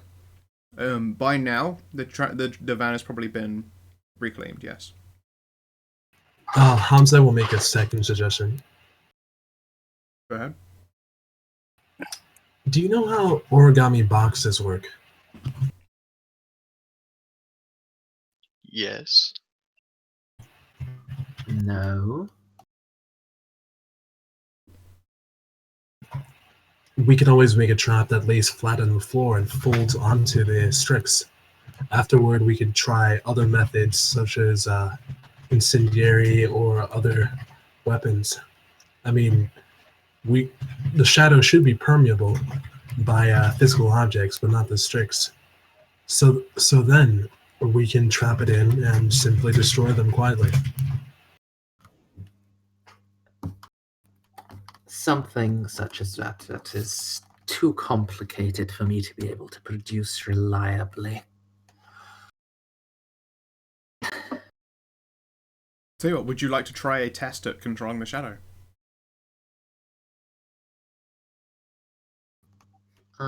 Do I have to spend Vitae and stuff? That is true, you would have to spend Vitae to do the power. Yeah. And, Us. I don't want to do it right now. Okay. Is my mic on? Yeah. Mm-hmm. Okay. Hamza will pull up a picture of a box from his phone. Ostensibly, could you simply coat, say, a bullet in shadow? Rather than making an entire bullet and mechanism for it, He'd have to be controlling shadows moving at the speed of sound. He can't do that. That's way too. It would be on the bullet until it was fired, and then it would be in the gun somewhere. Why don't you just make a sword or something? Hamza pulls up that picture and shares it. In chat. And I am a professor. I do not know how to engage in melee combat. Since everyone in this food court seems to be completely oblivious to the shit, Kara will pull her sword out from her back and just lay it on the table. Yeah, She replicates something like this. I'm gonna be honest, when you start drawing your sword, Tim is gonna start drawing his as well. That one would work too. I mean, whichever. But then we run into the issue of having too many shadows out.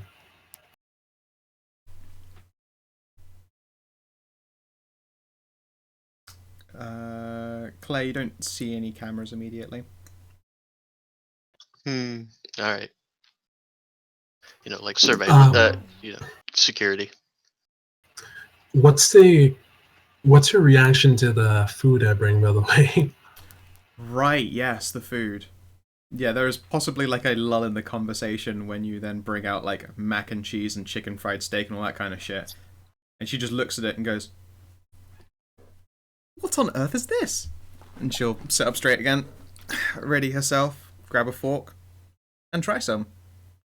And as your cooking, as usual, is pretty much impeccable, she is delighted. My goodness me, this is delicious. I have never had such a thing before. What is this? And this. And this. And this.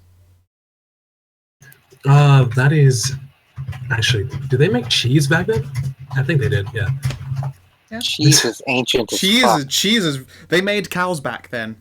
So... probably. And goats. And goats. This is mac and cheese with a touch of butter and margarine, mixed together in a bowl, spiced with ginger, and prepared with a meat main dish on the side, chicken fried steak made from bread bits and flour, folded over, marinated in a sauce, and prepared in a plate for you.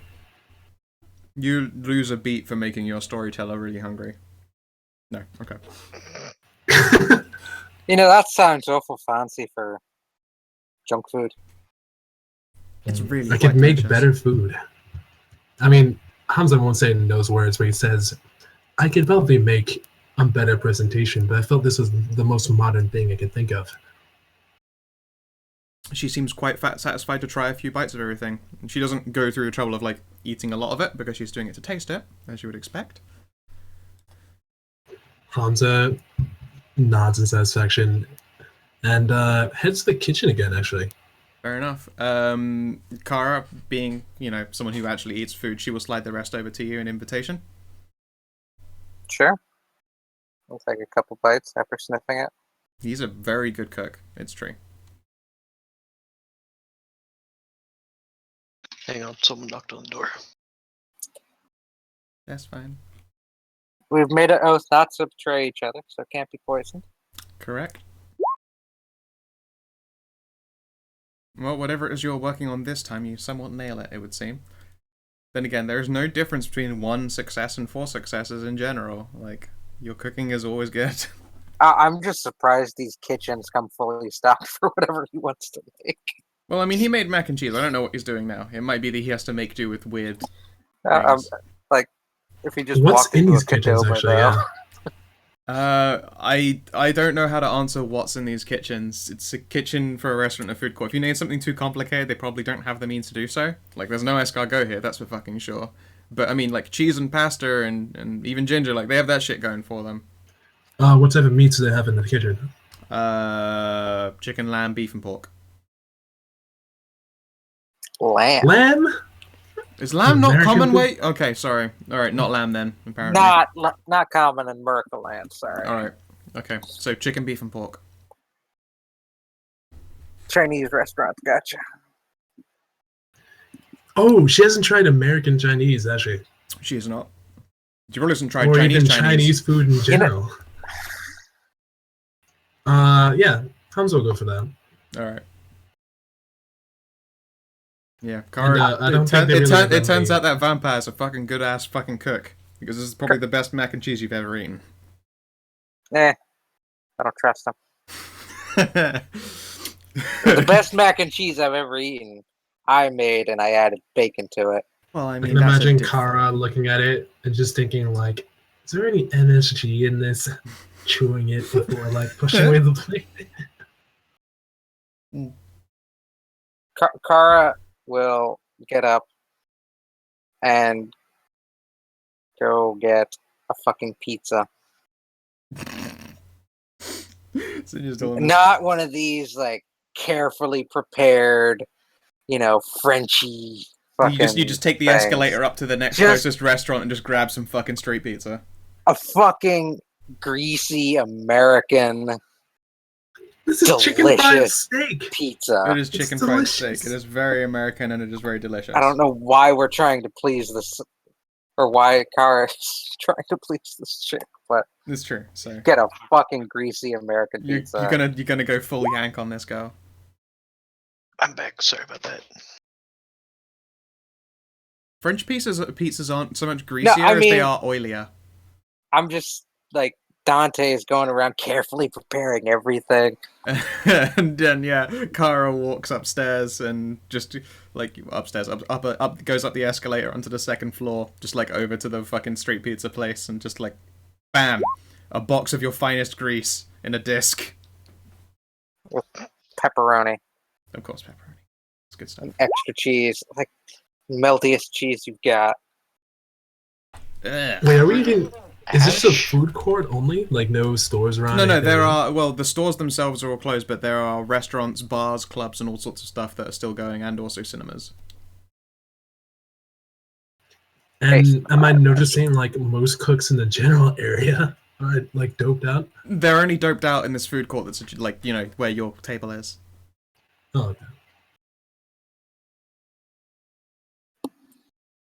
You will probably be hard pressed to just be like food police and sneak into some other people's fucking food preparation place unless you Can I literally start find dominating them. noodles anywhere? Probably not. No, afraid not. Rice? Chinese place. He's not the food court thing they're attached to isn't. No, there's no rice there. They have pasta and they have cheese, and they got meat and they got fat.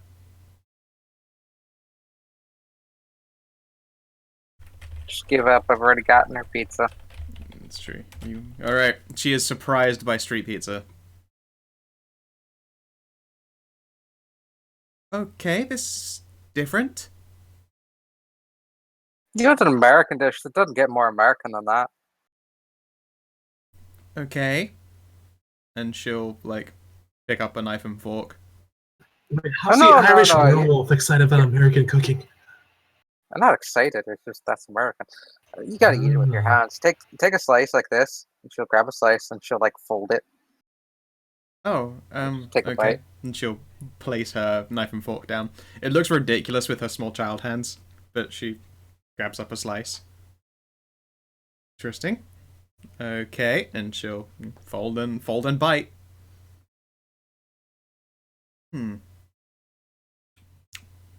That is very what's the word? American. If you say so. I was going to say that it's very oily. Yeah, like I said, American. Hmm. You never get a food that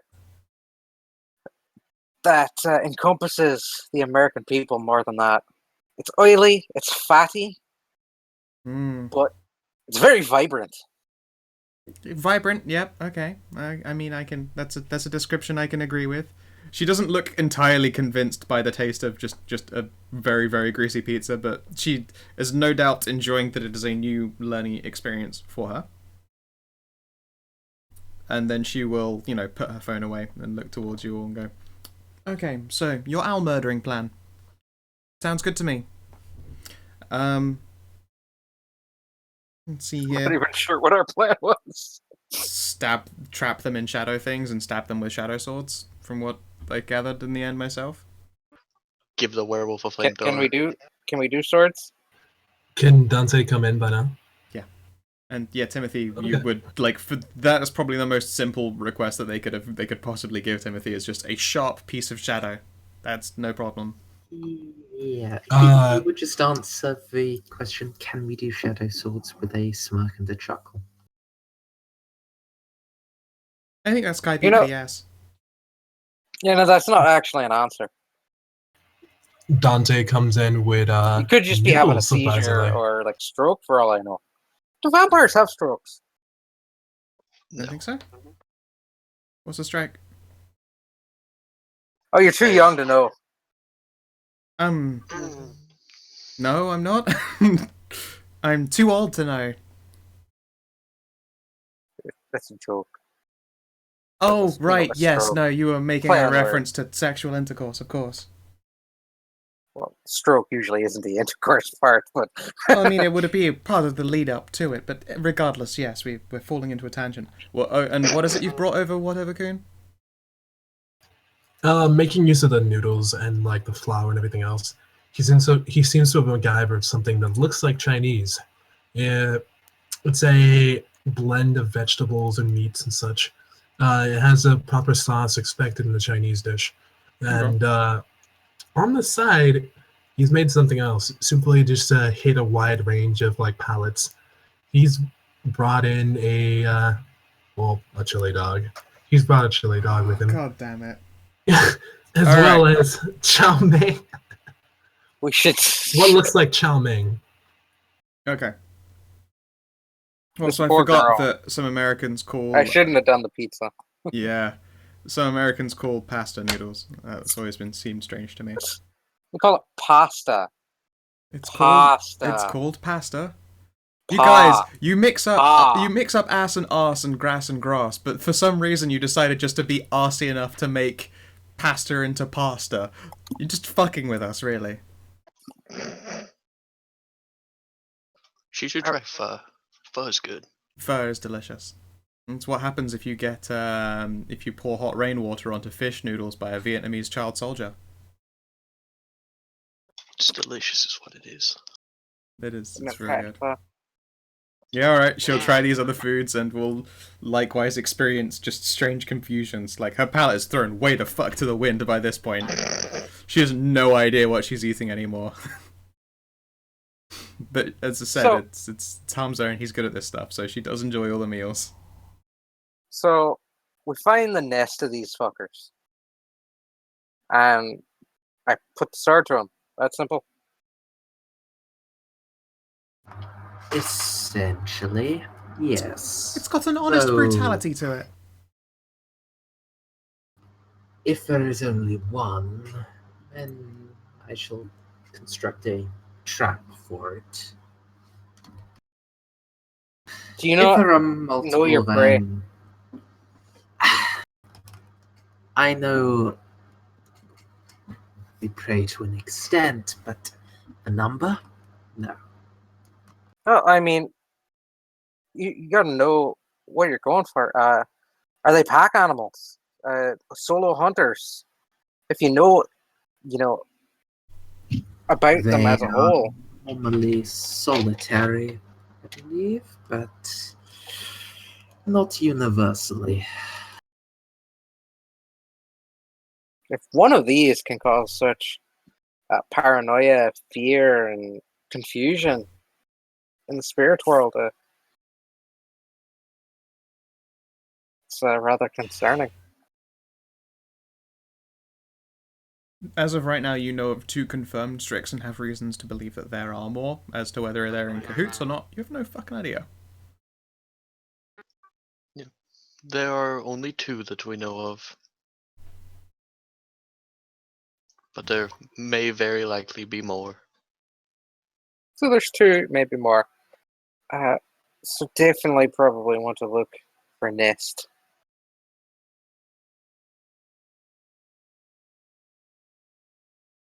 There you go. If they even use nests, aren't they solitary? But you just said there are 2 showing up. You said like these aren't common creatures, right? But suddenly at least 2, probably more show up. Possibly more. Not probably. Sounds like more than just coincidence.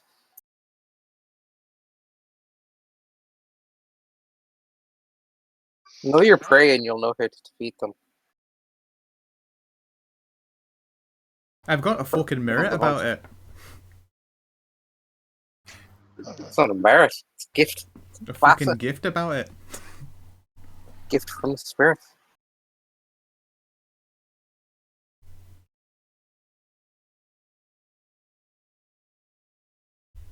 Okay. So, once you guys all seem to come to some manner of conclusion, Avelina will clap her hands gently in order to get your attention. Well then, this is all very well and good, but do you know where these owls are right now? We have a previously known location. It may have moved since then, but it is unlikely that in the space of one day, whatever had drawn it there has moved. I can't sniff shadows, unfortunately. I can smell corpses, though. Sniffing shadows would be very distracting. You'd be able to smell them all the time because they're always there. Tell me about it. Why don't we table that for now and have some fun? She'll clap her hands again gently. I want to see more of the modern world. Its joys and experiences. Very well, your ladyship.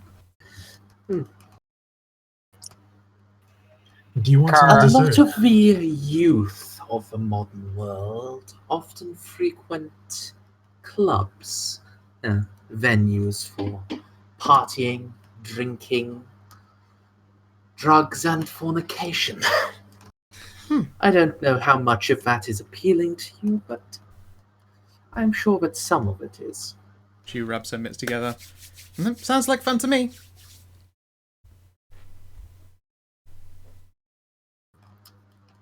A friend of ours, Rose, Uh, often frequented the little inferno. It is only a little distance from here. They specialize in unusual acts of fornication that you may enjoy participation Please, or bondage simply is art. observation. How young does this girl look? 10. 10, maybe? Dante gestures off to the far end of the food court. Do you want a cookie? I mean, she looks like this. Like, adorable, bright-eyed child. It's too animo to get a good age off that. Yeah. Fair. Okay, yeah, about maybe 10, 11. Mhm. Yeah, I don't. First of all, besides that being, I don't think they'd let her in. She looks for a moment like a storm cloud has passed over her. Dante looks Someone around the wouldn't food let court. me somewhere? They'd probably let her in. The mortal laws would oblige them not to, your ladyship, but I suspect that you have ways and means of gaining entrance regardless. Yes, but it's still terribly bothersome. She does that child pout thing again. And sorry, what was it you were saying? And she'll indicate Hanzo. Dante just gestures at a far stall near the end of the food court. They're selling cookies on there. And he says, like, want a cookie? Like, I don't think... You guys are gonna make her fat. I will decline any more than this and I'll have to worry about digesting it all. Food another time. I'm good with food. I'm done with food now. Dante says, I bet a pint of blood this will be the best thing you've tasted today. Well, yes, blood is always the best thing. I drink that. But I mean, I still indulge in new tastes, but I'm good for now. Otherwise, as I say, I will have to start digesting it, and that's way too much trouble for me to go through. Dante frowns, giving up. Like, he's not very much for clubbing or drinking and all that. When he was alive, he was more of a your body is your temple sort of person. Ah, yeah, no. I mean, she's down to experience more things and bright lights, flashy colors, and music, which she's never heard fucking music of any of these kinds before ever. That interests her, admittedly, but yeah, she's aware that there would be some kind of awkward mortal dilemma with her going to a club, what with her looking so bloody young. It's possible that she wouldn't even, care about sex since she never physically developed. Oh yeah, no, she herself would have no interest in it, but she finds it interesting that mortals do it. I suppose more in the way that someone might go, hey look, those giraffes are fucking, if you saw them at the zoo. Yeah. She probably doesn't care about participating or anything. Yeah, no, like she that. wouldn't put no. Also, I don't ever want to put that evil on myself for discussing it. No. So let's not take her to the Little Inferno. Yeah, I would suggest that the BDSM club is not the best place to take the little child, aka thousands and thousands of years old vampire. She'd observe it and be interested in it, don't get me wrong, but it would be a weird fucking scene. Yeah. I'm not like Kara said, ugh. Yeah. I mean, I know that Kara had an aspiration for getting laid, but not like this. Not like this! No, she's not touching that No. vampire. No. I mean, also, it'd probably be weird to have sex with someone who you think, this person smells of death. Not into this. It'd be double bad. Really not interested with any Necropedophilia. Vampires. A bad time. Alright.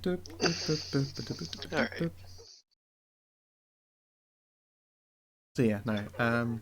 But she would like to go and see more entertainments and be exposed to more things of the modern era. Does this city have an aquarium, like the ones you get to walk through? The Elysium's It's an called aquarium. the Elysium. I don't. Yeah. Well, aside from that, like, No, because that's the aquarium. That's the Oh, is it? Elysium. Yeah. Yeah, the Elysium by day appears to be a normal aquarium for normal non-kindred people to walk around and enjoy the fish. Okay. I want to remind you, it's been like 5 days doing stuff. All right. That's fair. No, that's understandable. But yeah, no, you do totally have an aquarium. It would not be very aquarium-y. She would have to deal with being the most powerful vampire that most of those people have ever seen in their lives. Never mind. Dante will suggest instead, how about we go to somewhere else? He looks at the phone. I know a place you can play real games, not anything like that. He gestures with disdain, like he really hates phone apps. Okay, do tell. You know Dante would play the shit out of Cooking Mama. Cooking Mama! I know a net cafe that's open till midnight. You guys are in a place that has an arcade. Can Arcades? you maybe switch us over to the map, Scout? Sure. I guess an arcade works. Yeah, currently the mall that you're... Also, hey, look, there's a Civic now. Fucking winter scar. It is Pets and Winter's car, but you know, whatever.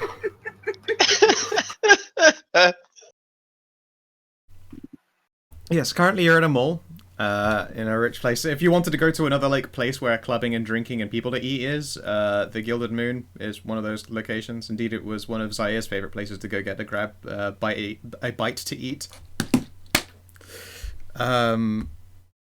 Otherwise, yes, the mall itself, as I said before, it's got places for eating, drinking, club, arcade, and cinema. Those are all the ones that currently open. And then we took her to see a vampire flick. Oh wait. Are there Oh, any vampire no. flicks at the moment? The Rogue One wouldn't be out there yet. Never mind.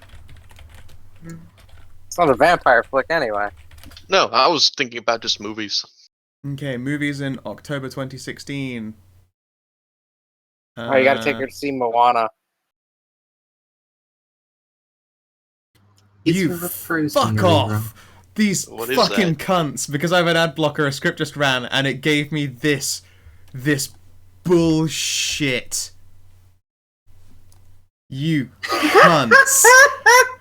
Seriously, movie phone? What? Wow. Fuck off. What you do is you pull up,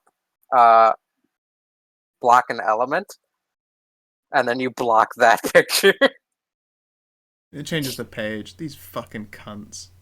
Oh, it's the worst. Fuck Just off. end the script that's causing it to redirect in the first place. I can't do that without showing the fucking rest of this. I can't read things otherwise, can I? We could take her to see a horror movie to see what mortals think of horror, because The Conjuring 2 came out then. Fucking Ouija, The Origin of Evil, Jack Reacher, Never Go Back, Girl on a Train, Sully, What year is it Phantasm, Ravager, It's 2016. I mean, October it's 2016? Yes. Yeah. Shall Oh, we it's just- try it's to just actually pre-trial. find a fun film for her rather than Yeah, why has it gotta be all... Horror movies and shit. It was the only thing that popped up on the beginning thing, so I started lifting them off.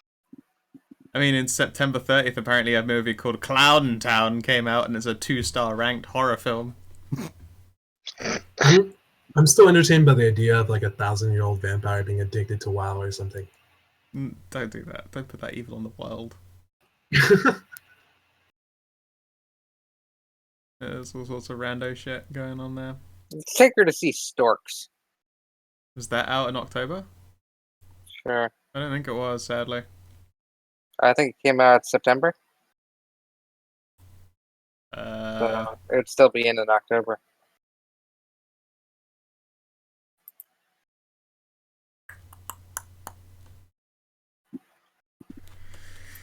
don't know. We'll take her to see a fun movie. It was released in October, but in the 14th. That hasn't happened yet. It's coming out soon. But yes, I mean, you could just say you go take it to go and Wait, see what? like a family movie. Yeah, 14th of October, 2016. Storks? Batman: Return of the Cape Sep- Crusaders was out. September 23rd. Ah, I bet Are it's a you looking UK at the release. UK? I bet it's a UK release. All right, yeah, then yeah, you can go see Storks.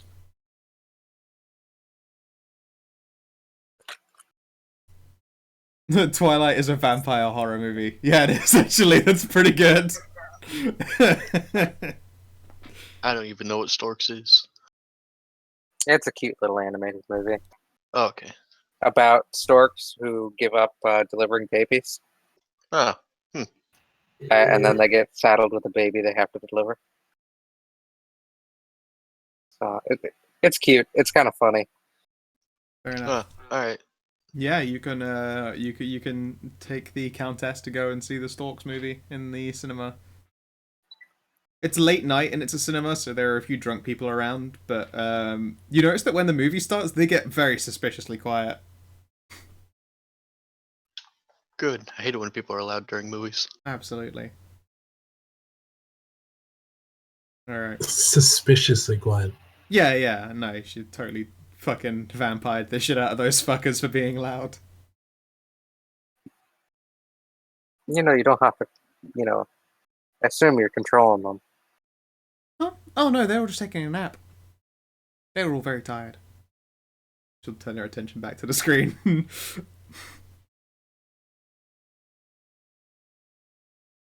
Yeah, who chooses to sit next to her in the cinema?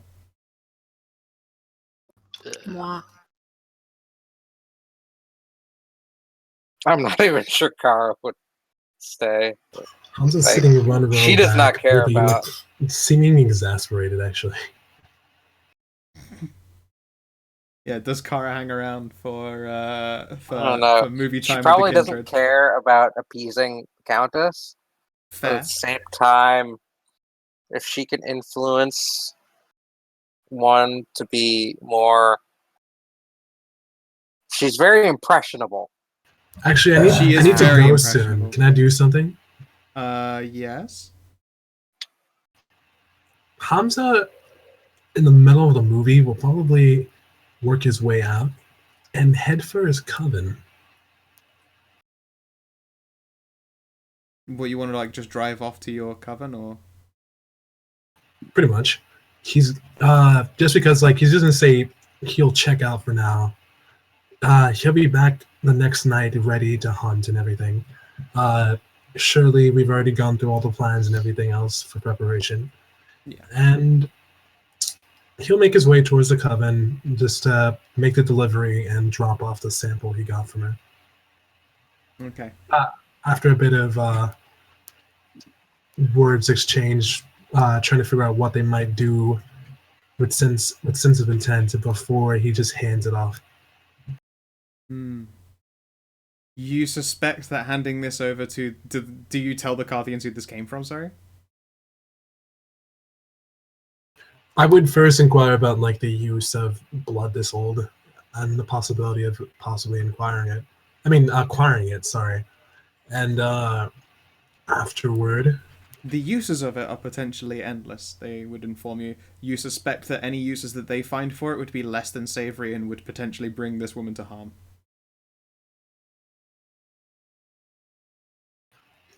I would probably make a warning actually and say harming the source of said blood probably wouldn't be beneficial. Yeah, at which point they'd be like, okay, and who is the source and how did you get it? I tell them the source first off before telling him how I got it. Okay. Sorry, I don't know how well you remember this, but the Carthians fucking hate the Countess, like, a lot.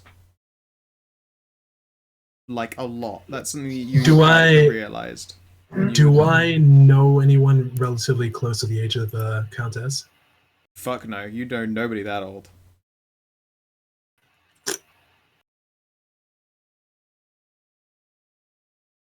But regardless, no, the Carthians really hate this woman. You're welcome to tell them I'm- anyway what the source is, but I Mm. don't recommend it. I tell them someone very old who has sampled blood from others. Most people who are old have sampled blood from others, but I see your point. How old is it? I throw out a rough estimate of her age from what she's told us, and Thousands of years. So he'd be like, "Oh my. You simply must tell us your source." I tell him calmly, if I tell you, I'll probably die. He taps his chin. I'd be willing to take that risk.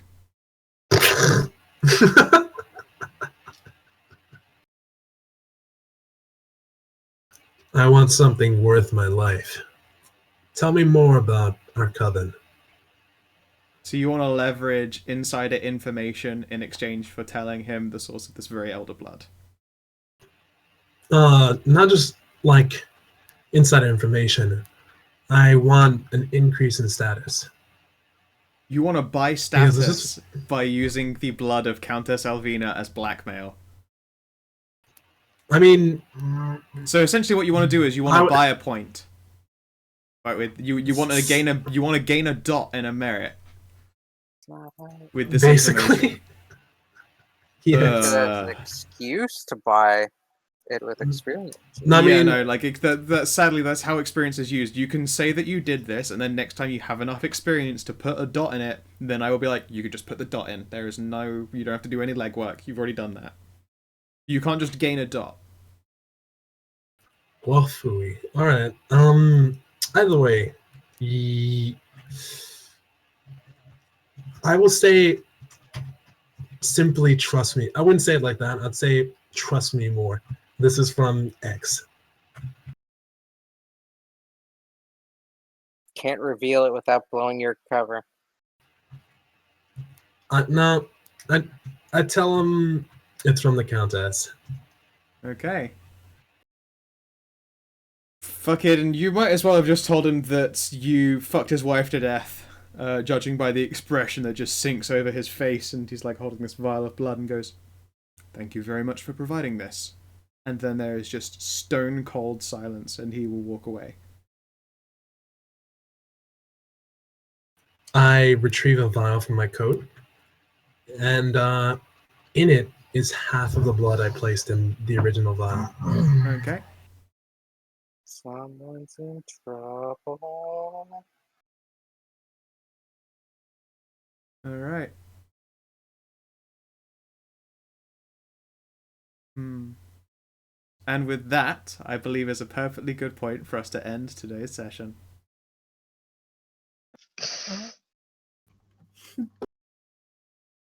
Thank you very much for playing, you guys. I hope that you've enjoyed yourselves. And now we will jump over to our aspirations. I'm sort of just waiting for this to blow up in my lap. Like, This is going to fuck you really hard, I'm afraid. Well, I was going to say, Claire has enough ranks in investigation and intelligence to know if you took her blood and then all of a sudden she gets really fucked up. It's not that big of a leap to make. it's all in the dice. Honestly, she'll probably just roll it herself and figure it out. She probably Yeah, will, yeah. That's the unfortunate bit. This is going to end so badly for you. It really is. It's like somebody might be defecting to the Invictus. The Invictus wouldn't take him. He's just burned bridges with the Countess. The Invictus might. The Invictus is actually quite open. He'd have to sell out his the elder in charge of all of the plots he knows of. Maybe revealing Probably that whole pseudo vitae thing, and Yeah. You'd have to sell out real hard to come out of this alive. provide something of. And that's assuming Work. the Countess doesn't just destroy you. Because Scout said she has a lot of dots. Literally, she's got multiple characters worth of dots crammed into her little body. And the only thing she told you was if this comes back to bite her in any way, then she'll put upon you such a suffering that you will beg for the final death. And then you were immediately like, I'm not stupid, I wouldn't do anything like that. Immediately. And does it. immediately did it, despite my warnings. So And you didn't even get to see the Storks movie. And you Right? didn't get to watch the rest of Stalks. You don't even know how it ends. So, Mazandi, Yes, Scal. you have scored Learn How to Destroy a Strix. Okay. Have I also scored to find out more about the history of the Kai Beat yet? You will have to plug her for more information. I don't know what more information I can ask for. You're right. Actually, no, you're right. She Scal. told you quite a lot. So yes, I will let you score that in. It was worth double. So that's 4 beats. And 2 for destroying a Strix. 4 for that, 2 for destroying Strix, 2 for end of session. That's Yep. 8 total. You gain Yeah. 8 total. Okay. Stray. Yo. Reunite with your touchstone? No. Find a worm's den? No. Learn defenses against Strix? Yes, you can score that. Okay. There's 2 beats, so- and then you gain 2 for end of session. You gain 4 overall. Woo. Whatever, I Kun. know. Find new objectives to the group unrelated to the Covenant's projects. Yes, you can score that. You have a new objective, and it's owl hunting. So that's 2 points for that. 2 beats for that. Find a ghoul to suit your taste? No. Get the party in hot water with another group unrelated to Carthians? No. You gain your end of session beats. In total, you gain 4. Possibly. Not happened yet at all. So you gain 4 overall. All right. Kara, deal with the owl situation. You get a plus. You've made your endeavors into it. You'll have to execute a situation dealing with. That gets a plus. You have scored. Ensure the vampires don't turn on you. You've made an oath with the Countess Alvina. So that scores. That's 2 beats. And get laid has not happened. So you gain that and 2 end of session beats. That is 4 in total. Woohoo! I now have what do I have? I now have Peace with the Flame. What does that do? I no longer take aggravated damage from fire. Dope. Okay, so does anyone have any questions? Nope, I'm good. Anyone else? I kind of wonder if I should have just used the yes. blood myself directly. That wouldn't have been a great idea, but it would have been a far superior idea to telling the Carthians that you got this blood from the person that the Carthians fucking hate. They might not, they might see it as an opportunity. To do some real fucking harm, which is bad, and you know that you've just promised that you wouldn't let this blood be used to do anything bad with it. Can I declare a merit before the next session? If you want to buy... I mean, not a merit. Can I please discuss my thing before anyone talks about spending experience? Because my thing is related to experience costs. Go for it. Oh, okay. It has been bugging me for a while because the more and more I've thought about the way we've been running experience, the less it's made sense, especially with things that cost like a merit that you have to get at like the second or third dot to start with doesn't really seem to me to make sense with the whole thing of you have to buy the first merit and then the second merit and then the third merit, and you have to multiply the cost. Which is why I've just linked in the Vamps chat the official Chronicles of Darkness Rules FAQ. Okay. Alright. Particularly, I think I've linked a specific heading. Nah. I'm Nope, not it's just sure. taking me to the main page. Then it's in first edition, purchasing an attribute, skill, merit, or other number trait required you to multiply the experience cost by the trait's new rating. Is this still true? No. When purchasing or increasing a trait, the cost is based on the number of dots being purchased right now, rather than the number of total dots after the purchase. In other words, increasing a merit from 1 dot to 2 dots costs 1 experience, and increasing it from 2 dots to 3 dots also costs 1 experience. Huh. Hmm. That's very weird. I It's guess. kind of weird, but it's also makes more sense to me. That explains the werewolf thing. And Yeah.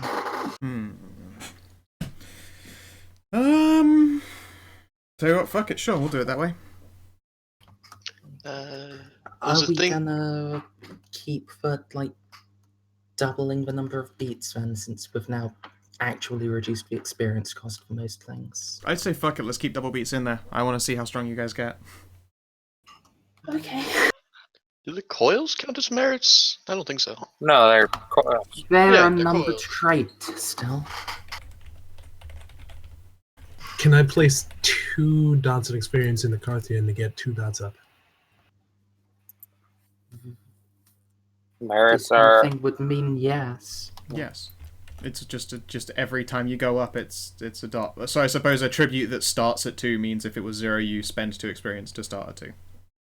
I guess, I mean, do I have any barriers, such as, having to do any sort of quest or anything like that, too? There are some cases where I'll be excuse. like, yeah, I mean, experience is the requirement, but there are also so how did you do this? How did you get to this place? It's also a question I will ask you, because I do want there to be an excuse for you suddenly getting more powerful. I want you to suddenly be like, also, no, I'm I'm not very asking that. educated now, I mean, in a specific situation where, Hamza did this, can he get from 2 to 4th dot in Carthian status?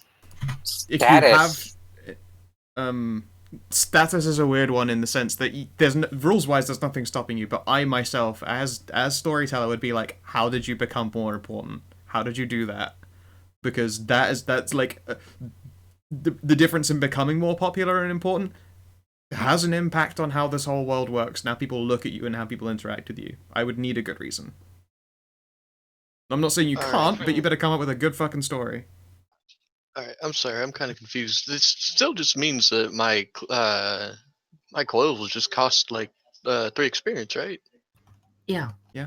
It's Okay. just previously, at least the impression I was under previously was if you were moving from dot 3 to dot 4, it would cost 12 experience rather than 3. Well, it's for merits, it's 1 times the number of dots. So I guess 4. I guess I asked because I would think turning something that's worth I would assume a small portion of a kingdom should maybe bring me up in status in this situation. I'm wondering if that is But by a default, stats don't go up unless you spend experience in them. But that, as I say, No. that would be a very good excuse if you decided to spend experience points putting your status up more. You would have to commit to your betrayal. Don't get me wrong, but yes, that would be a total way to spend it. Yeah. I mean, one thing to consider when you're making status in a covenant is you're noteworthy of that covenant. Yeah. Especially high status people hear Carthians and they think Hamza. Or reverse, they hear Hamza and think, oh, the Carthian, as opposed to the Kindred. Obviously in the Carthian, we hear Carthians talk about him. Yeah. As a member and all that. A lot of people don't want to gain more status, and I feel like it's the people that might be the rare occasion. Be like, also your status goes up, and they're like, no. But no, in general, if you want a stat thing to go up, you spend experience in it, and yeah, you don't always want more status. If you ask Carthians to give you things, then I mean, yeah, you're gonna fucking. You have more flaunt within your own covenant, but you're barely interacting with them, except for becoming more profitable off of the suffering of your fellow player characters. Regardless, Status. though, you might just die next session. I'm not gonna lie to you. Status merits are like a very like I wasn't- upkeepy thing. I wasn't saying I don't want to spend experience. I'm saying like I have 2 experience. I'd like to spend it. I'm wondering if I have. the Yeah, merit you can to totally so. do that. Now that Okay. you've made a very good excuse for your rating within the Carthians to go up. That's if you want to spend your experience doing that, fucking go for it. But also, you gained beats, not experience. How much actual XP do you have, or did you literally gain that much? After I got those 4 beats, I rounded up to 2. Oh shit. Yeah.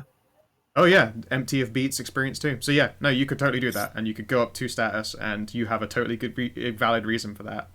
I see that you've made Carthian status 4. Please set your experience back to 0. So yeah, I see you have committed to this. However, please do, just... I'm not saying that this will happen, but it might. You might want to make a backup character. I'm actually gonna make an aspiration. You can declare it right now.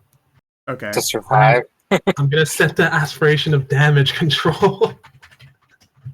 Be specific. An aspiration is still a goal that you have to realistically achieve, and just saying the word damage control is not that.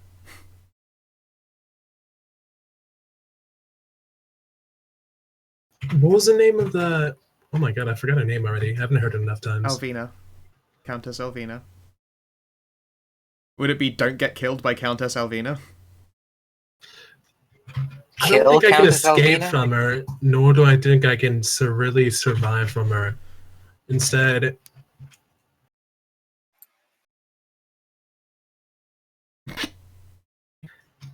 I think my aspiration will be to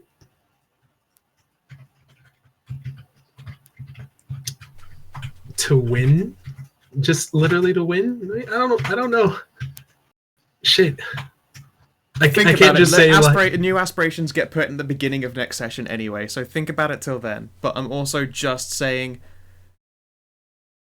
yeah, there are a lot of bad things that are going to happen. There was an oath made. There was a literal promise to this person. You've fucked up in a terrible, terrible way. So make sure you got a backup. Yeah, we were all agreed and we're part of that oath, right? That's how I understood it. Yes.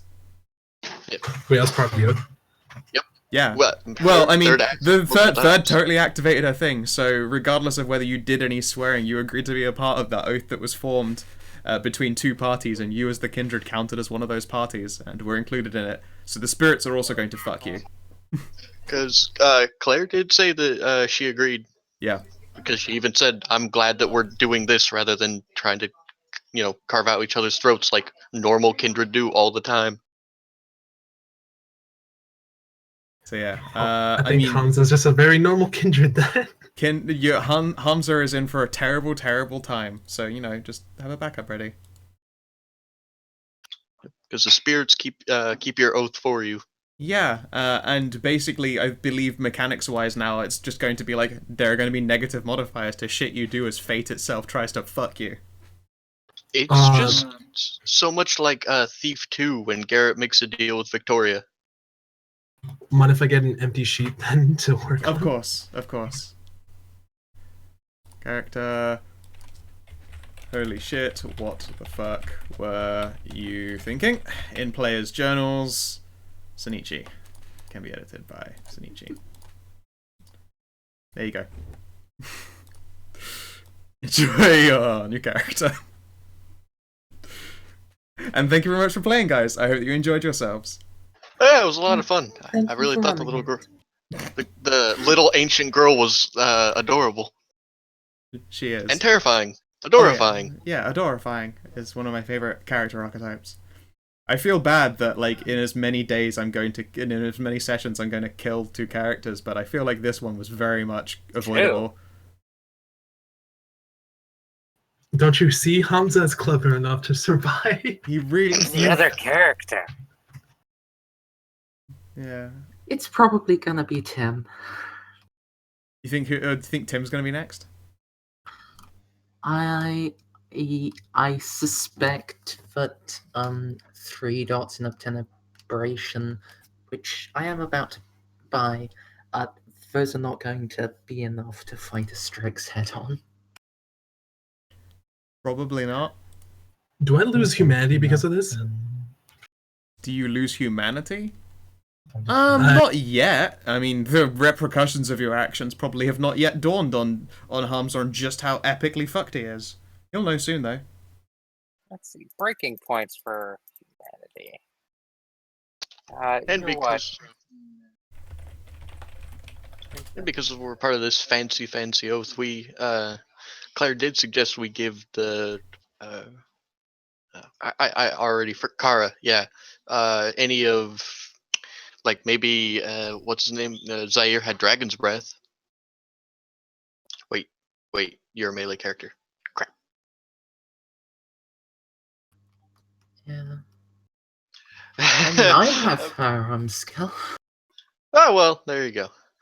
But yeah, just get Third's character Shish Kebab from Fallout.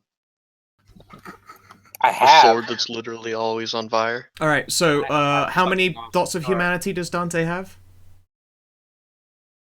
7 is the start. 7. Okay. I'm seeing it on the breaking points, like betrayal, like that. Yeah. You could just like declare it one. It might very well happen. Let's have a look here. I'm like going down like through breaking points for lower grades of humanity as well. Mm-hmm.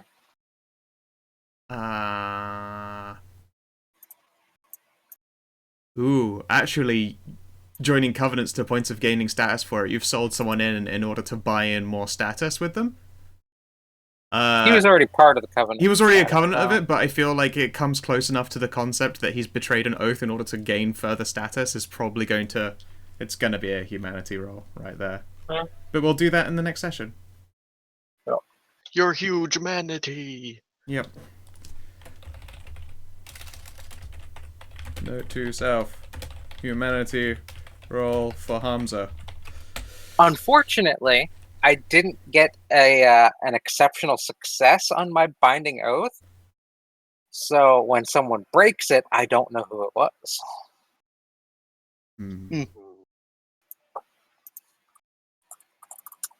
Oh wow, Hamza did not last long, did he? God damn, whatever, Coon. I don't know how you do it. I just don't know how you pull it off.